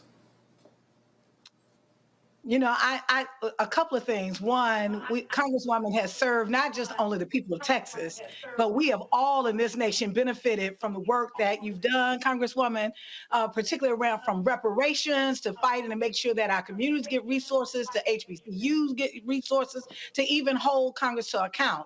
And so what we have to really recognize is that we actually have an ecosystem of leadership in our community. The goal is, how do we come together collectively and get people that are literally going to stand in alignment alignment that come from our community, that are representing our community and are fighting for our community. And we need people on all levels. We need people in the courtrooms. We need people in Congress. We need people on the Supreme Court. We need people in the streets. That is exactly how we make change. We have to have an entire ecosystem of Black folks that are standing in alignment saying that we support an agenda that is going to move our community forward, and that we work hand in hand to get those things done. There is a value, and when you're having people that are on the inside that are fighting on the inside, we need what has happened to Black folk in this nation. Every level, we have to have somebody that is fighting for us, whether they're in the C-suite, whether they are literally in the streets, at every single level, because we're being attacked at every single level. And we have to really recognize that we need people on the streets, but we need policy, and we need policymakers. But we also have to make sure that if we want to get policymakers in office that are literally going to look out for our interests, and guess who got to put them there? We've got to put them there. And that means that we've got to do the work. That means that we've got to come out and vote. Brother Cliff? Yeah, I mean, I couldn't say any better than what you just said. And I think it's important for folks to know that, when we have somebody that's willing to fight for us, after we've put them in office, after we've given them power to represent us, and as we're still holding them accountable, that part of that accountability means that we've got to stay engaged. Sometimes we've got to push them to even be able to sometimes stay in the line, right? Sometimes Congresswoman Jackson Lee needs us to be making some noise on the outside so that when they go in that negotiation room and they're working out the details on these bills, they can say, look, my people are out there, my constituents are out there, and they're upset, and this is what they're demanding, right? And so there's a partnership when we get this thing right, when we have people that are representing us and willing to fight for us, and that fight has to take sometimes different shapes and sizes, right? Sometimes it's the pure legislative function, but I know that Congresswoman Jackson Lee and others in the CBC have been with us as we were fighting for voting rights, and some that were willing to get arrested with us and hold hands and block doors with us. Sometimes it takes that. Sometimes it takes taking the route that Cori Bush took when she sat on the steps, or the route that John Lewis took when he sat in session on the floor of Congress. And so, having folks who are willing to take that fight in all of its manifestations, that's important. And that's why we're so proud to be able to work with folks like Sheila Jackson Lee and some other members that we know have been fighting the good fight, including H.R. 40 and reparations for a long time. Congresswoman, earlier. So, first, on that, what's the status of that? Well, let me, I'm going to come at that real big. I just want to comment on both of these dynamic icons. Can they hear me? Yeah, they got you. Dynamic icons that put their hands in the bucket. These are W. Du Bois and Booker T. Washington together. Booker T. Washington, put your bucket down. But they got their intellect with W. Du Bois. I want to emphasize it's layered. It is levels of energy and activism. We couldn't do it without them. But I need the folk that are out there talk. I'm going to answer the folk, and I'm going to answer the question about it don't make me no never mind. I want to use that. Why am I voting again? I voted in 2020. Why am I voting again? There's something about continuity. I hate to say it. I wish voting and success on getting the job done was overnight. I want them to understand when Rosa sat down in about 1955 on the bus, Dr. King didn't get the Voting Rights Act with all the foot soldiers and people who had died 1965. That's right. 1964 was the Civil Rights Act. And then we had long gaps. We had the Great Society. We pushed that. But there are long gaps because we keep going forward and keep going backwards. Don't give up on the vote because you got to keep pushing the agenda. Mm-hmm. And so I didn't finish all the stuff the Congressional Black Caucus said, the American Rescue Act, the CARES Act, but the CHIPS Act, chaired by an African-American woman, Eddie Bernice Johnson, the Science Committee. The CHIPS Act is when you folk couldn't get the chips for your phone.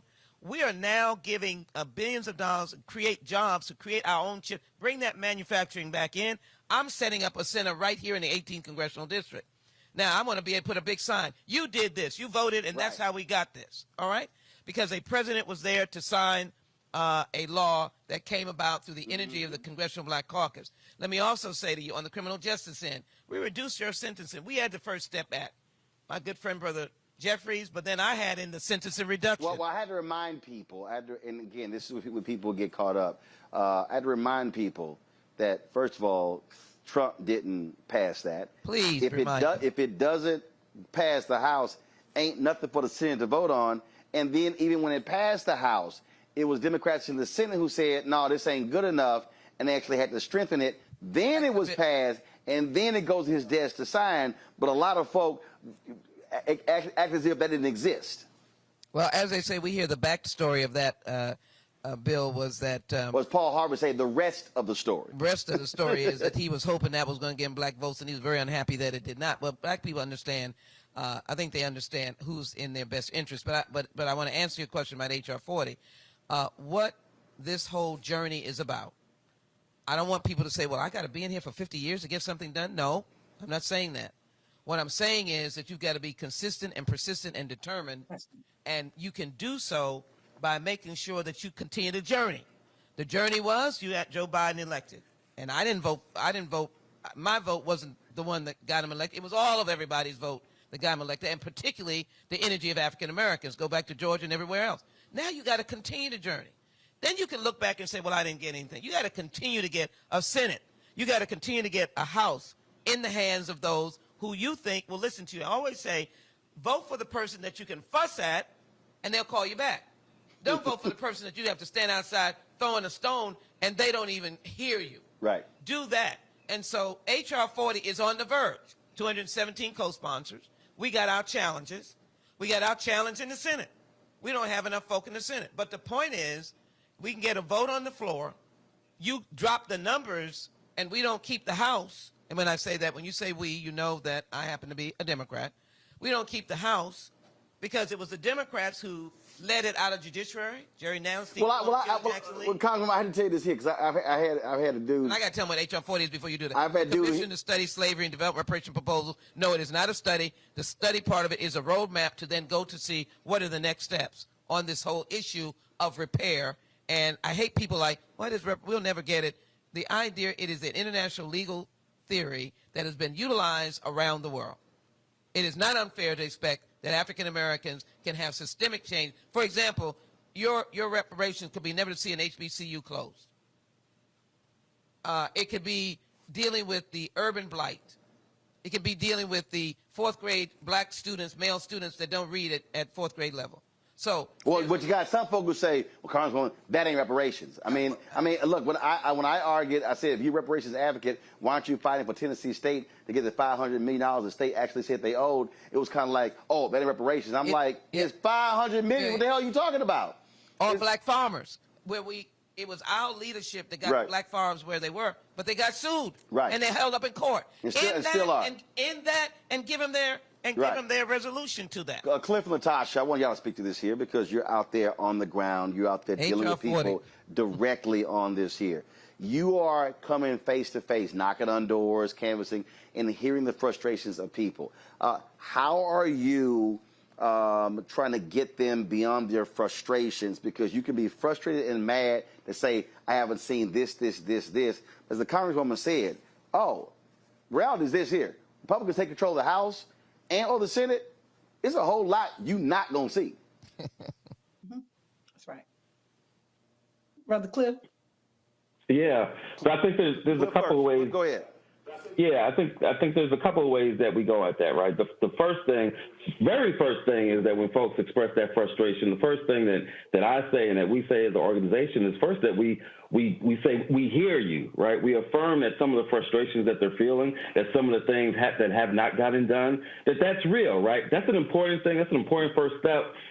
Because sometimes people want you to engage in this discussion like there has been no shortcomings, right? And when you do that, you're not really coming from a space of authenticity, and that person that's resistant isn't any more likely to really hear you when you haven't affirmed that what their lived experience is and what they're seeing right in front of their eyes isn't like some mystical made up thing, but that is real. So the first thing we say is, you know what, there are some things that we didn't get the George Floyd Act, right? We haven't gotten voting rights. You don't need to tell me about how frustrating it is that we didn't get voting rights, right? But then let's talk about what we did get. And we go through the whole list of things, some of which that you all talked about, the infrastructure and the HBCU funding and getting a Department of Justice. Be clear, we don't have the George Floyd Act, but you can't tell me it's irrelevant that we have a Department of Justice which has charged and found and indicted and got guilty verdicts on the police officers that killed Breonna Taylor. That's not inconsequential. It's not the systemic George Floyd Act, but that means something to send that message. And so we go through the list of things that we have gotten, and then folks start to say, okay, well, we have gotten a little bit, right? We have made some progress, some of which impacts us disproportionately. And then once you can get to that space, that, yeah, there's some stuff we didn't get, but yeah, we did get some of the stuff that we wanted and that we were demanding, then you can make the case of, how we get to the other stuff, we got to have more power.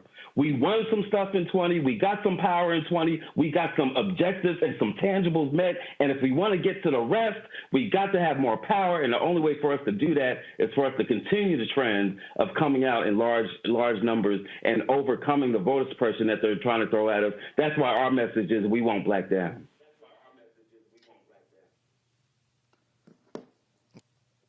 LaTosha, take it. I am ditto with everything that Brother Clif has said. I will also say, that I think what is important is for us to really recognize our community is at war.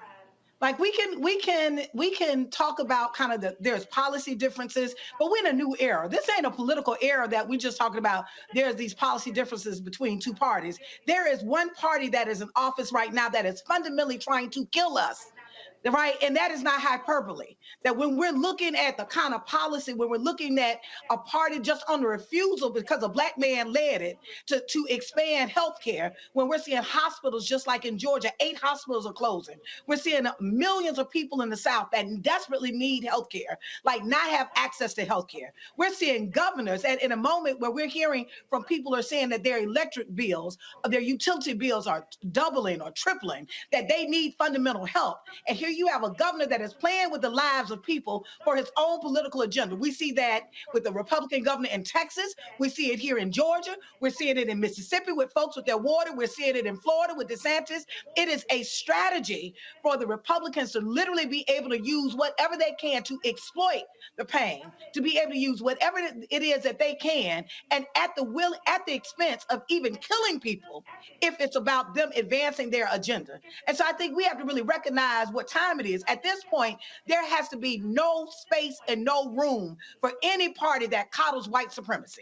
That at the end of the day, if you align yourself with those that are seeking to kill us, to actually undermine us, to destroy us, that there has to be zero tolerance. And so the reason why I'm saying that is because sometimes we create these false equivalencies. Yes, I am the first one to say that I have been a critic of both the Republican and the Democratic Party and will continue to be so when necessary, right? But at the end of the day, we're not going to act like we're talking about the same two things, right? We're literally talking about, we're in a moment right now, not only that we're seeing voter suppression, we're in a moment when we're seeing millions of dollars, like I can take the state of Mississippi, millions of dollars that should have been gone to actually support a crumbling system, a crumbling infrastructure system, millions of dollars of people who desperately needed support, TANF support around food stamps and other assistance in one of the poorest states, that money be used to Republican cronies to actually be able to build a soccer stadium for his daughter's school.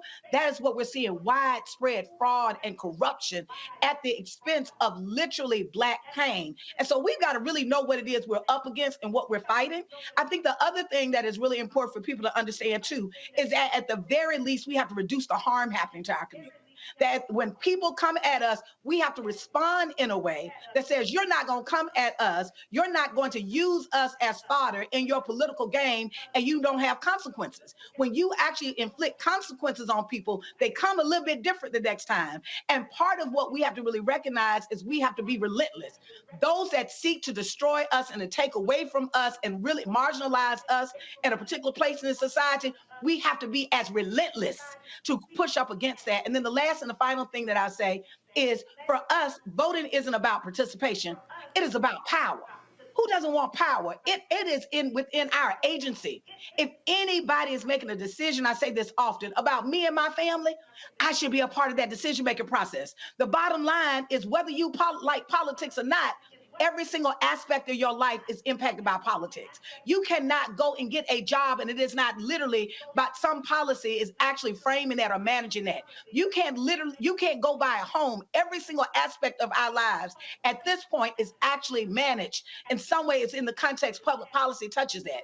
And so since public policy is being made and is impacting us, then we have no choice but to engage in that process if we are to get anything that's not only going to reduce the harm, but anything that's going to help us advance to the kind of community, the things we need in our community that we desire and both that we deserve. Congresswoman, final comment. Well, let me say that I have soaked up both Clif and LaTosha, power, agitation, avocation, and never given up the fight. But it is matched by the legislative actions that come about in our halls of Congress and legislatures, council seats, and otherwise. I need black folk to realize that they need to grab all of it, that they are, as citizens of the United States and freed slaves, the descendants of those who put down, if you will, their power in the soil as slaves, to be recognized, to be rewarded, never, until this time, that they take their rightful place and never take a step back from both the participation and the power. Out of that comes results. And if you continue, then what we have not gotten, voting rights, and let me pay tribute to Judge Ketanji Brown Jackson, as I said in the United States Supreme Court, where she gave a lesson to the other jurors, justices, to realize they have no out but to rule in favor of the plaintiffs in that Alabama case, which is to say that voting rights will be protected. But we're not finished. We need participation and power to get the Voting Rights Act passed, named the John Robert Lewis Voting Rights Act, a CBC product out of Terry Sewell, who comes out of Alabama. And then we did not get the law passed by legislature or legislation of the George Floyd Police and Justice Act. But we got an executive order, but we're not finished because you have to get a law. And so why are we voting? You're voting so that you insist that there is a concrete voting rights law passed. You insist that we don't have to go hat in hand to the Supreme Court just to be able to vote. You insist that you can get a drink of water on a voting line. You insist that you have a overall Police and Justice Act in the United States that covers Minnesota, Mississippi, New York, Texas, and beyond. And so the idea of this election here in Texas, I've got to mention Beto O'Rouke, compassionate, caring, listening. What do we have as a contrast? Don't think that doesn't touch your very pocketbook, your very home, your loved ones, and your future. And if you understand that black folk drive the cultural engine of this nation and the moral engine of this nation, and so goes the nation, so goes African Americans, so goes African Americans, so goes the nation, embracing other people of color. I don't want anybody to say we've left anyone out. But the point is that as those who, how should I say it, built this nation on the very essence of cotton picking, they built this nation. They created Wall Street, the commodities exchange. They built the White House. They built the United States Capitol. Their time is due. Their time is now. And that item that you use, along with agitation, right now we're having a trial, the first trial of a black woman in Houston, shot by an officer while she was in a mental health crisis, shot dead, point blank, not in the back, looking straight at her. You need to be in the mix to ensure that policing changes, that education changes, that the economic infrastructure changes, that banks change, that access to capital change, that small businesses change. How do you do that? You continue the journey. And you fight for H.R. 40. I need everybody fighting for H.R. 40. I'm determined for it not to be seen as something that will never come or that we don't need. You absolutely do need. Did you work over 200 years without compensation, without life insurance, without any kind of acknowledgement? Do you see disparities across America in our community? Yes, in 2022. And what we hope with a reparations construct, Tennessee would get their money. Black farmers would get their money. But also systems would change. in policing, in education, in HBCU. So I finish on this note. It is a combination. It is not all one. It is not all those elected officials, all those public servants. I don't hear anything from them. It is getting there and insisting that they do. It is getting there and being heard. And it's agitation when needed. And as my brother and sister said, it is power. It is standing up when needed. It is taking a stand and never falling. And for, how should I say, for God's sakes, black folk, let's be united. We all different. We're in different regions. But there's nothing stronger than the fists. Fingers on the hand, kind of weak. But you put the hand together and you make us as strong as we possibly can. We don't have to launch out at somebody else. We can just be strong on our agenda, our power, and the children that come behind us. We will have to be able to say, they never gave up on me. And John Lewis said, they never gave out, they never gave in, they never gave up. That's what I think this election should be. Don't give up, don't give out, and don't give in. Get to the polls and vote, and then demand your rightful place. When those who are elected are your choice, and they keep the House, the Senate, the governorships change in Georgia and Texas. What a miracle that will be. And then let's hold everybody accountable. I'm ready to own up. I'm ready to be accountable. Hold me up, because I'm going to fight like heck for folk, because their vote counts.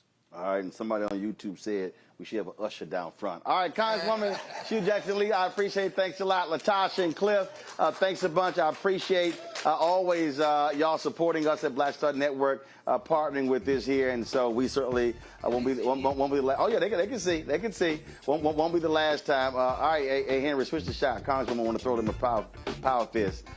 So we appreciate it. LaTosha, Clif, thanks a lot.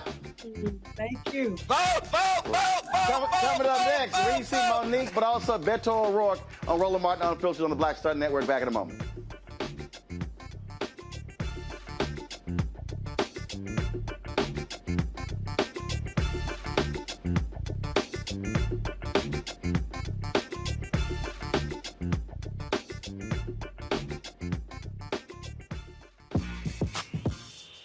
When we invest in ourselves, our glow, our vision, our vibe, we all shine.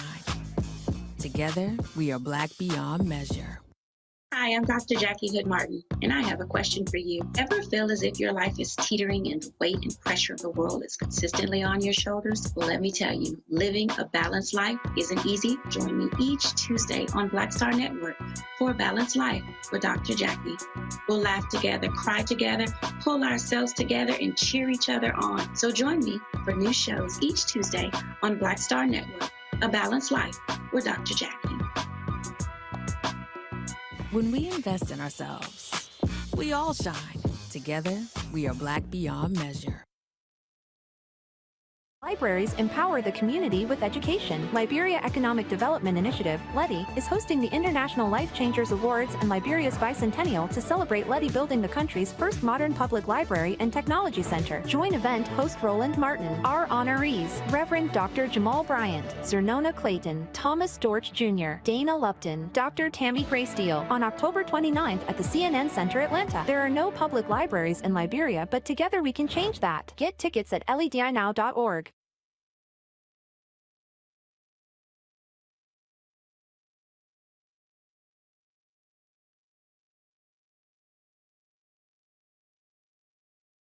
Hatred on the streets, a horrific scene, a white nationalist rally that descended into deadly violence. White people are losing their damn minds. As an angry pro-Trump mob storms the U.S. Capitol, we've seen shootings. We're about to see the rise of what I call white minority resistance. We have seen white folks in this country who simply cannot tolerate black folks voting. I think what we're seeing is the inevitable result of violent denial. This is part of American history. Every time that people of color have made progress, whether real or symbolic, there has been what Carol Anderson at Emory University calls white rage as a backlash. This is the rise of the Proud Boys and the Boogaloo Boys. America, there's going to be more of this. Here's all the Proud Boys, guys. This country is getting increasingly racist in its behaviors and its attitudes because of the fear of white people. The fear that they're taking our jobs, they're taking our resources, they're taking our women. This is white fear.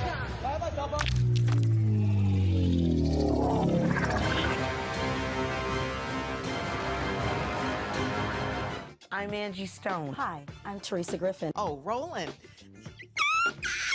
Hey, Roland, I am so disappointed that you are not here, first of all. Where's our dance? It's like we get a dance in every time I see you. And so now you're not here for me to dance with, sir. You and your ascot. I need it. I need that in my life right now. Okay, I love you, Roland. What's up? I'm Lance Gross, and you're watching Roland Martin Unfiltered.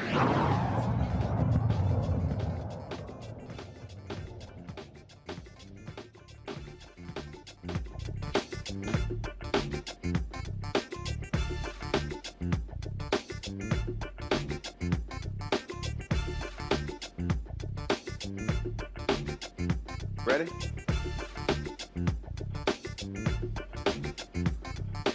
All right, folks, welcome back. Roland Martin Unfiltered on the Black Star Network, live from Texas Southern University in H-Town. Joining us right now, folks, is Beto O'Rouke, who's Democratic nominee for governor of the state of Texas.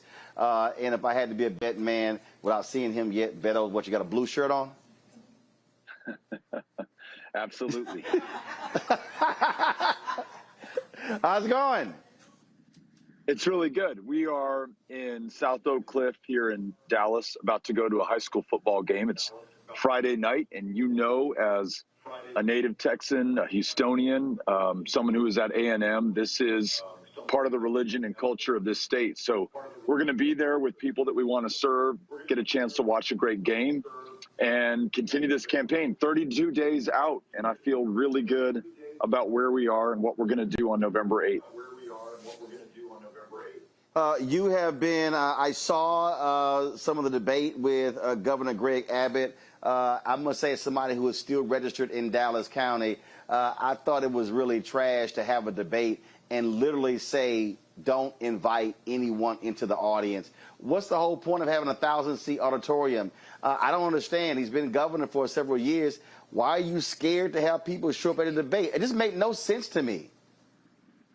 He hasn't had one public event this entire year where any of his constituents who support him, oppose him, who just want to make sure that they can meet him or hold him accountable have been able to attend. I think you used the best word. He's scared of them.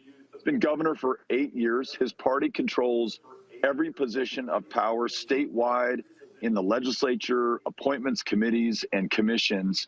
And I think his fear is based on the fact that he has so badly failed the state. The grid went out on his watch. It's still not fixed. The most extreme abortion ban in America without exception for rape or incest.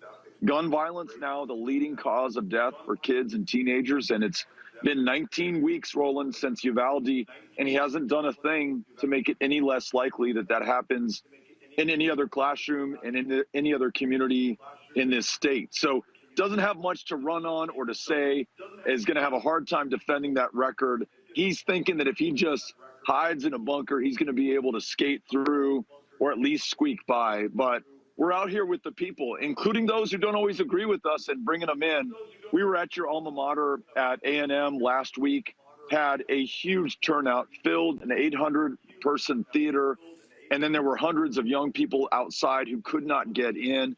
As you probably know, they removed the polling location from A&M because he is so afraid of those students voting in this election. And they lied. They actually say it's because of low turnout. Anybody knows that is one of the highest voter turnout locations in Brazos County. That's just a flat-out lie. Absolutely. It's the same thing that they tried to do at Prairie View, A&M, at TSU. I mean, this is across the state wherever young people are, because he knows that they will be the margin of victory in this election, and he's trying to keep them from voting. A lot of people criticized you in Uvalde when you challenged him and others at the news conference. Well, today, the entire Uvalde police force of the school district has been suspended. Well, this news, the Uvalde superintendent is announcing his retirement. All of that pressure from parents and others to demand reform is actually happening.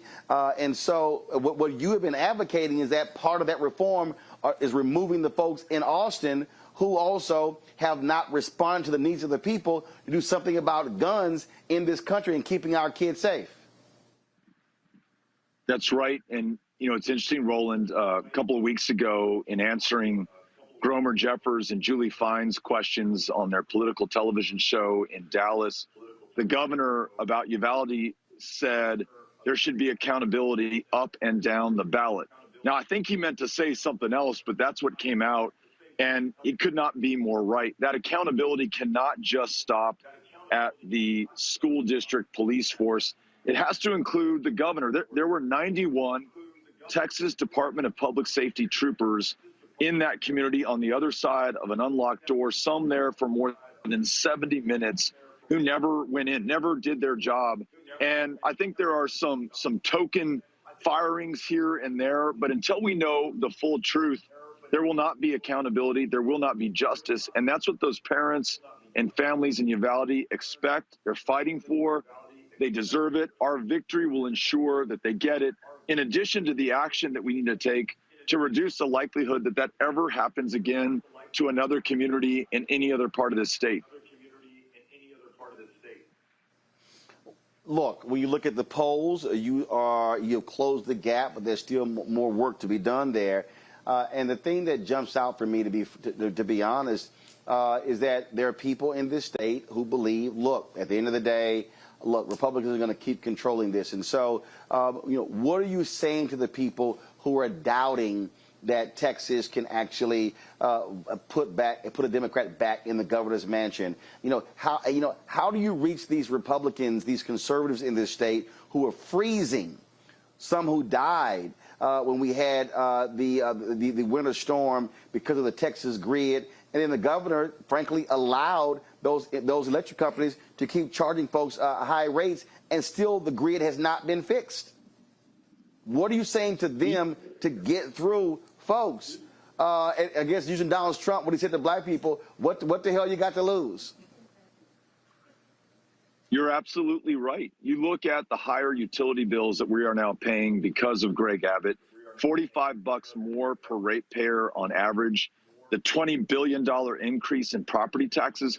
Roland, today in Texas, on average, we are paying more in taxes than people are in California. And it used to be the other way around, and there was this whole idea that there was tax flight from California to Texas. It may now start moving in the other direction. He's the single greatest driver of inflation in the state, and his extremism, whether on abortion, on guns, on CRT, and trying to scare people about our own history and drive even more teachers out of the classroom, it is making us less competitive for business, for capital, for talent, and we're going to have our lunch eaten by other states and other countries. But there's this also, beyond the disaffected Republican and independent, who I know we can bring over, especially after I saw the focus group results following the debate last Friday. As you know, because you've been very powerful and eloquent on this, there are millions of functionally disenfranchised voters in Texas, more polling places closed in this state than in any other. That 6-hour line that we'll see on Election Day just outside of TSU, it's not just that people are so hungry to vote, it's that the polling places have been closed in other parts of that neighborhood, forcing the indignity upon our fellow Texans of a 6-hour wait. And for everyone who can wait 6 hours to vote, we know there are a lot who are working too hard or raising their kids or taking care of their folks, or just say, the hell with that. I'm not doing that in my own democracy. So he is literally, to your point earlier about being scared of his own constituents and voters, he's trying to keep the people out who can spell the end of his career. So my job, to answer your question about these polls and these 32 days, is to use the 95,000 volunteers who signed up in this campaign to be on the doors of those who've been drawn out of this democracy, give them a reason and an opportunity to vote, and make sure that they become the margin of victory when we win this on November 8th. And that will be some pretty powerful, profound, poetic political justice when we do. And it will be those who were not supposed to participate who bring it home at the end of the day.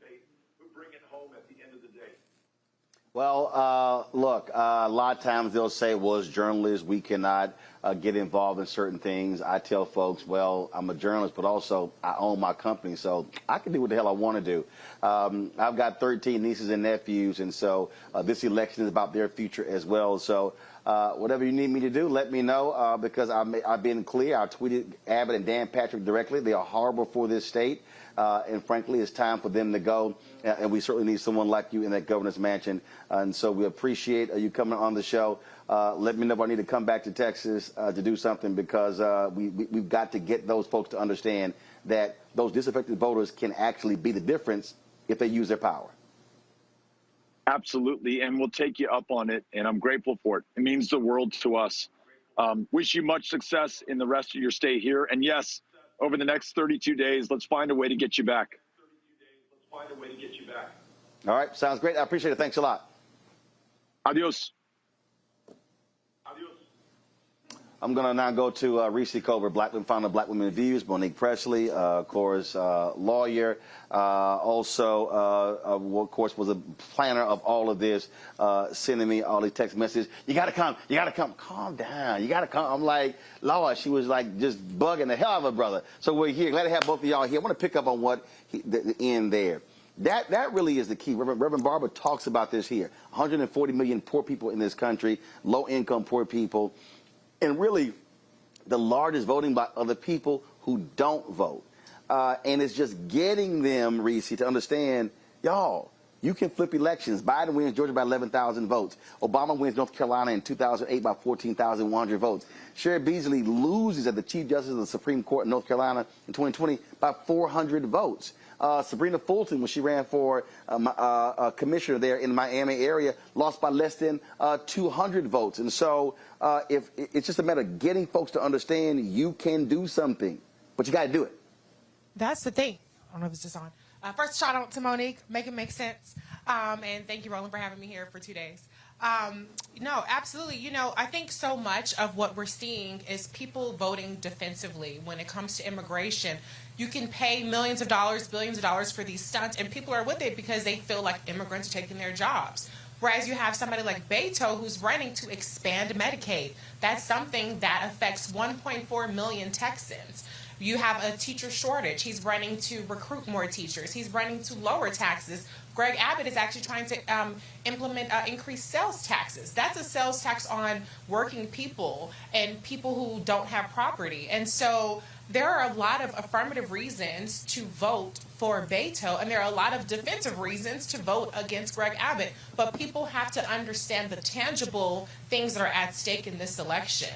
And this might be one of the last times that we even have the ability to influence elections, because if the Republicans have their way, you have the Secretary of State, you have the Attorney General who's running from the people trying to serve subpoenas. Okay, what's that about? And you have Greg Abbott, who's also under federal investigation. Let's be real clear. Oh, yes. Hello. Law and order. So much for that. So you have these Republicans who are hell-bent on making sure that they hold on to power come hell or high water. And so not just in Texas, but around the country, this is one of our greatest stands that we can take in 2008. And it costs you nothing. It costs you time, but it's not something you have to pay for in monetarily. Monica, at that point, hold on to power. Dana Lash, conservative, called one of the women who is the mother of Herschel Walker's child a skank. Ooh, no. Call her a skank because she talked about having an abortion. But here's what she said. She said, I don't care. Mm-hmm. We want that seat. And what I keep trying to, and I do it constantly, trying to explain to people, they understand power. Look, Chris Christie was really pissed at me when I jammed him up on ABC This Week a year ago when I said, you cared about power, not party. Yes, power and party. Not principles, not values, not morals, not character, power. And I think for many Democrats and progressives, it's how does someone make me feel? I want to feel good. I need to believe in them. Most of these Republicans, they actually hate Donald Trump. Talk to them privately, and I know you listen in on one conversation. I didn't forget when they were trashing him, two of his biggest defenders, trashing big time. Oh, they hate him privately. but it's about power. And people have to understand that's what this is about. Power, money. Yes, that is what it's about.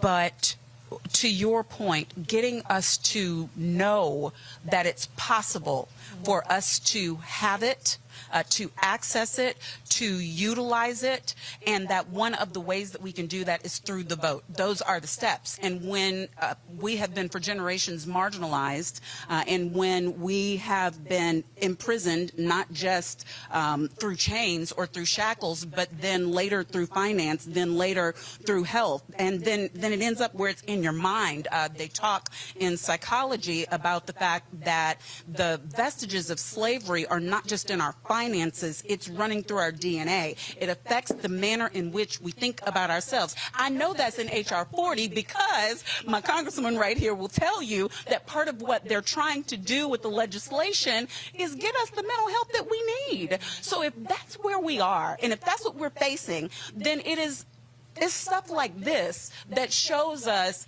if you vote and you take your vote seriously and you are an engaged citizen, that we can make a difference. We can make change. Listen, I am home. I am Texas. Yes, I am serious about this. Yes, I bothered you. I bothered Congresswoman. I bothered Reese. I bothered Lurie. I bothered Beto. Thank you, Aisha McClendon, Senior Advisor to Beto O'Rouke, for ensuring. Thank you, Jason Lee, Deputy Campaign Manager, for making sure that that happened today. I appreciate y'all.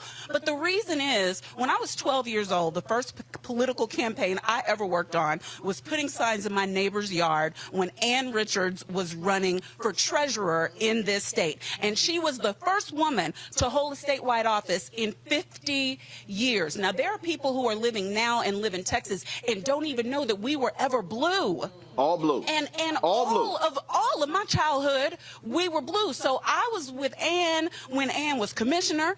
I was putting signs in at 12 years old for a 1983 race when she became treasurer. I watched her become governor, and now her daughter has run nationwide organizations. Listen, the same legacy that enables Reese to sit here, the same legacy of this building that is named after Barbara Jordan and Mickey Leland for the seat that our esteemed Congresswoman is sitting right here holding, that legacy is in the vote.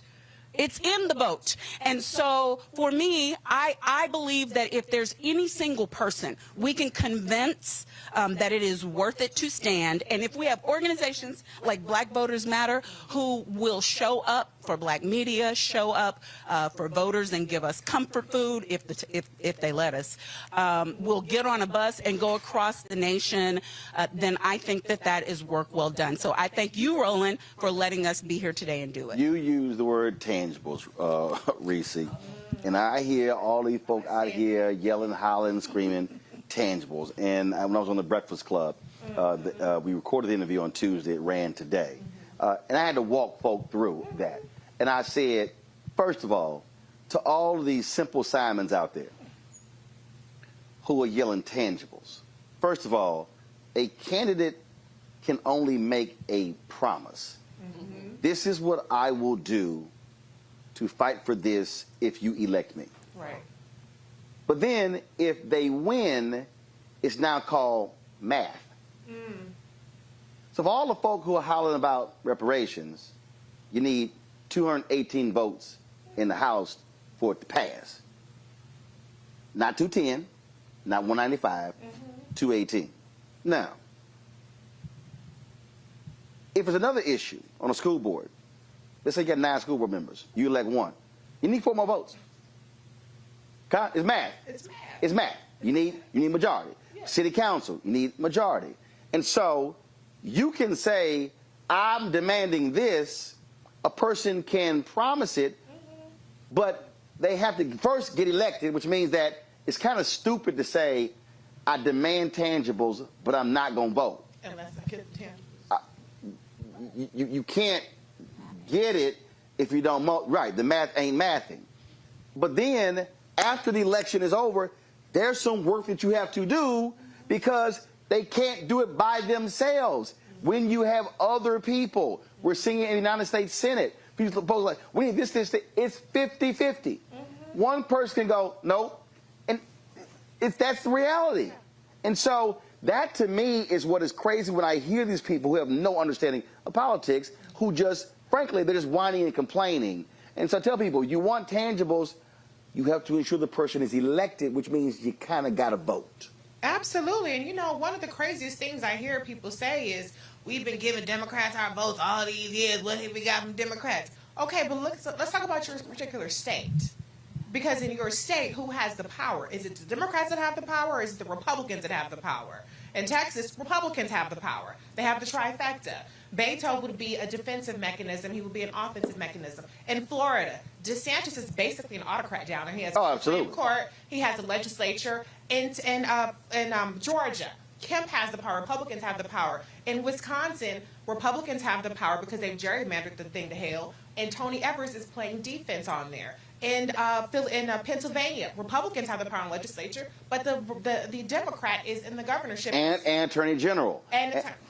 Hello. So when you talk about what our votes are getting, hey, we need to keep voting. But also recognize that sometimes our votes alone don't do it, because you have to win, okay? And so we can vote for the Democrats if they're not the ones in power, and they're holding the wrong people accountable. And even if the Democrat doesn't win, you got to give the Republican hell who is in office, because you're still a constituent. Exactly. You can't say, oh, well, I ain't going to say nothing for 4 years. No, we got to be showing up and that behind. That's why I want to talk about Tennessee. Mm-hmm. They control the legislature.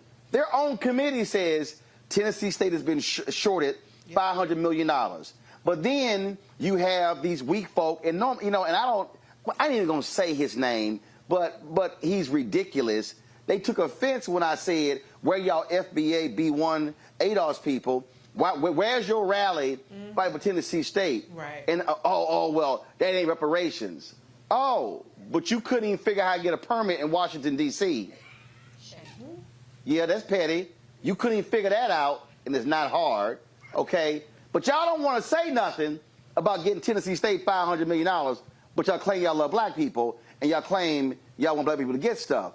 That's what I'm talking about there. It's like, yo, understand, that's a perfect example. We should be applying pressure to Republicans in Tennessee. Where's the money? Just like, fools, we applied to Democrats in Maryland. Mm-hmm. The governor was holding it up, but you had some Republican governor, but you had some Democrats in the legislature who didn't make it a priority. Until the Black Caucus said, you know what, ain't nothing moving till we approve this settlement. That's how the 4 HBCUs got the $577 million settlement. And so it's getting people to understand that even if our person we want not there, you still give them hell. We should be rolling up in Austin telling Abbott, Dan Patrick, when he's speaking around Houston, all y'all folk roll up on him and say, oh, we still constituents. You represent us, because what they've done is they've said, oh, black people, we don't care about y'all. We going to govern for these people over here. That's also how we got to be challenging folks. And can I just say one more thing on this topic, because, you know, we have Congresswoman Sheila Jackson Lee here. There's so much more smoke for her and the CBC on the issue of reparations. I've looked at the social media traffic. Where's the ad towards Rand Paul? Where's the ad towards Mitch McConnell? Where's the ads towards Kevin McCarthy? They aren't there. Where's the ads towards Herschel Walker, who said that reparations is basically a sin? But all these people, we're going to vote for Herschel Walker will win. Oh, no, I had one dude who tweeted me, he said, I'm voting for Kemp and Walker until we get reparations. And I went, I said, can you please show me an example where either one has actually supported the issue? And then I had this other dude who was like, Roland, all you do is shield for these Democrats, cut the check. And I responded, I said, can you please show me one Republican in Congress who supports your initiative? I said, now I'm confused. So you're trashing Democrats, who is your only pathway to the money. Right. I said, I'm just saying that's kind of dumb. I said, now, if you're opposing a Democrat who doesn't support it, that's different. I said, but you literally are trashing the very people who are advancing it. And then I get this one. Well, H.R. 40, that ain't nothing this week. Okay, so please show me what's your option. See, that's the other deal. I just fundamentally believe that A number of these folks are agents. Oh, yeah, 100%. Trolls. They hate anything and everything, and all they actually are about are clicks and grifting and attention. And feel free for y'all to make more videos about me, because my audience is bigger than yours anyway. And y'all combined. You can tell it's 8 o'clock.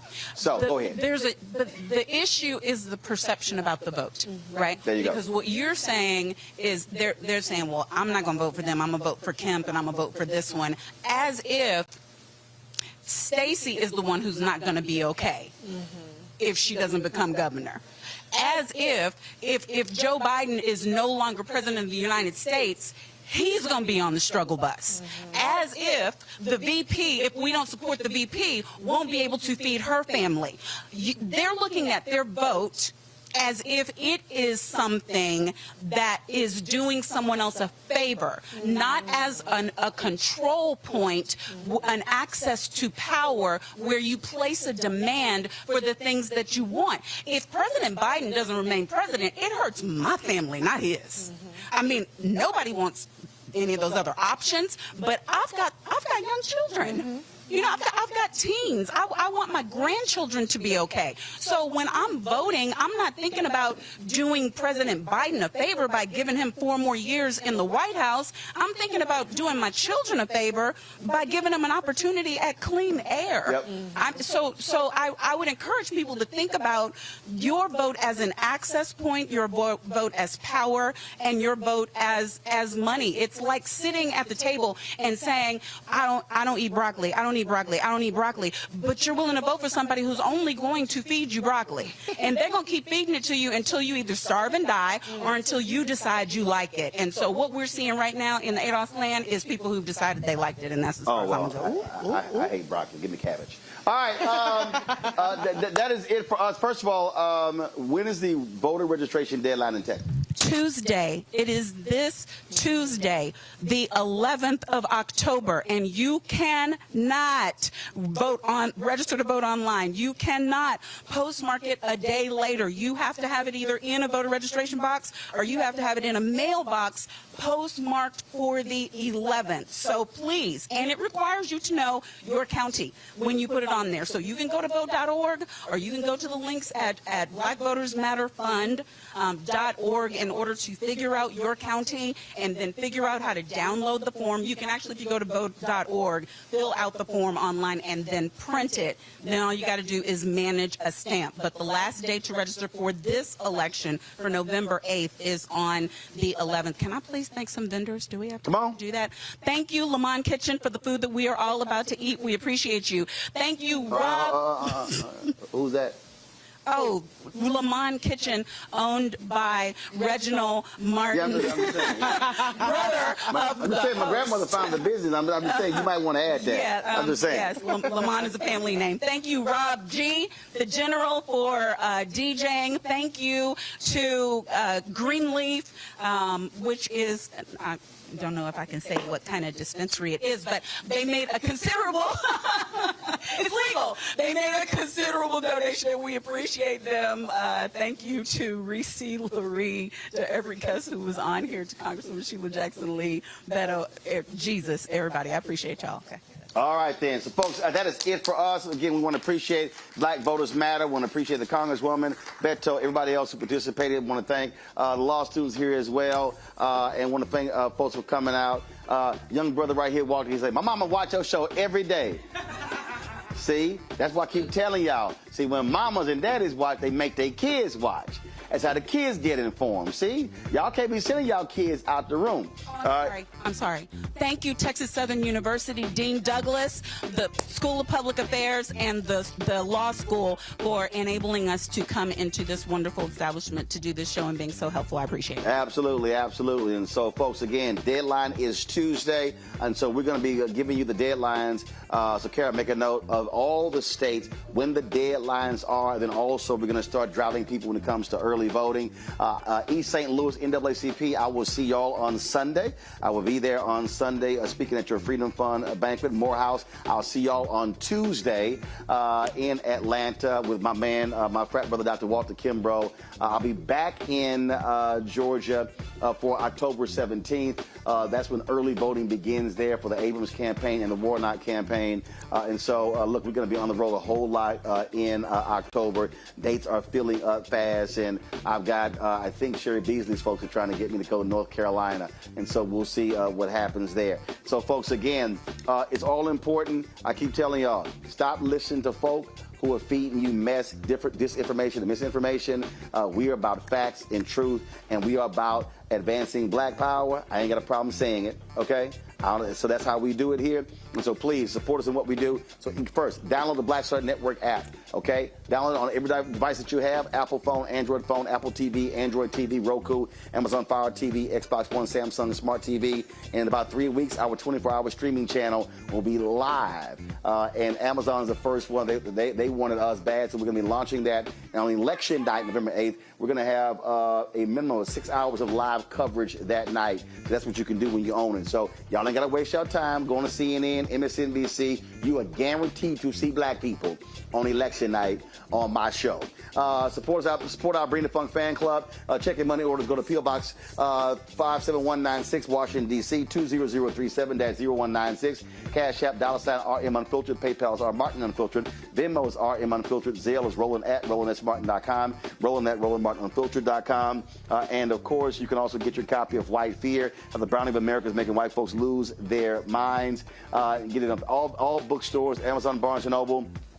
Books A Million, Target. Also order from your favorite black bookstore. And of course, you can also download it on Audible as well. And so if y'all get it, have it with you. You see me in airports like the other day, trust me, I'll go ahead and sign the book while you're there.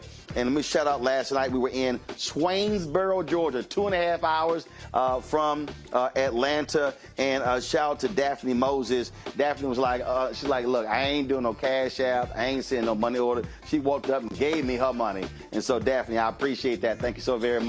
We end the show every Friday, of course, running a list of names of people who support the show. Thank you so very much. And again, thank the folks at TSU. Always good to be back home here in the Trade 3rd Ward. All right, folks, I will see y'all on Monday. Where will I be? I'll be back in D.C., but I'll see you in Atlanta on Tuesday. We out. Holla!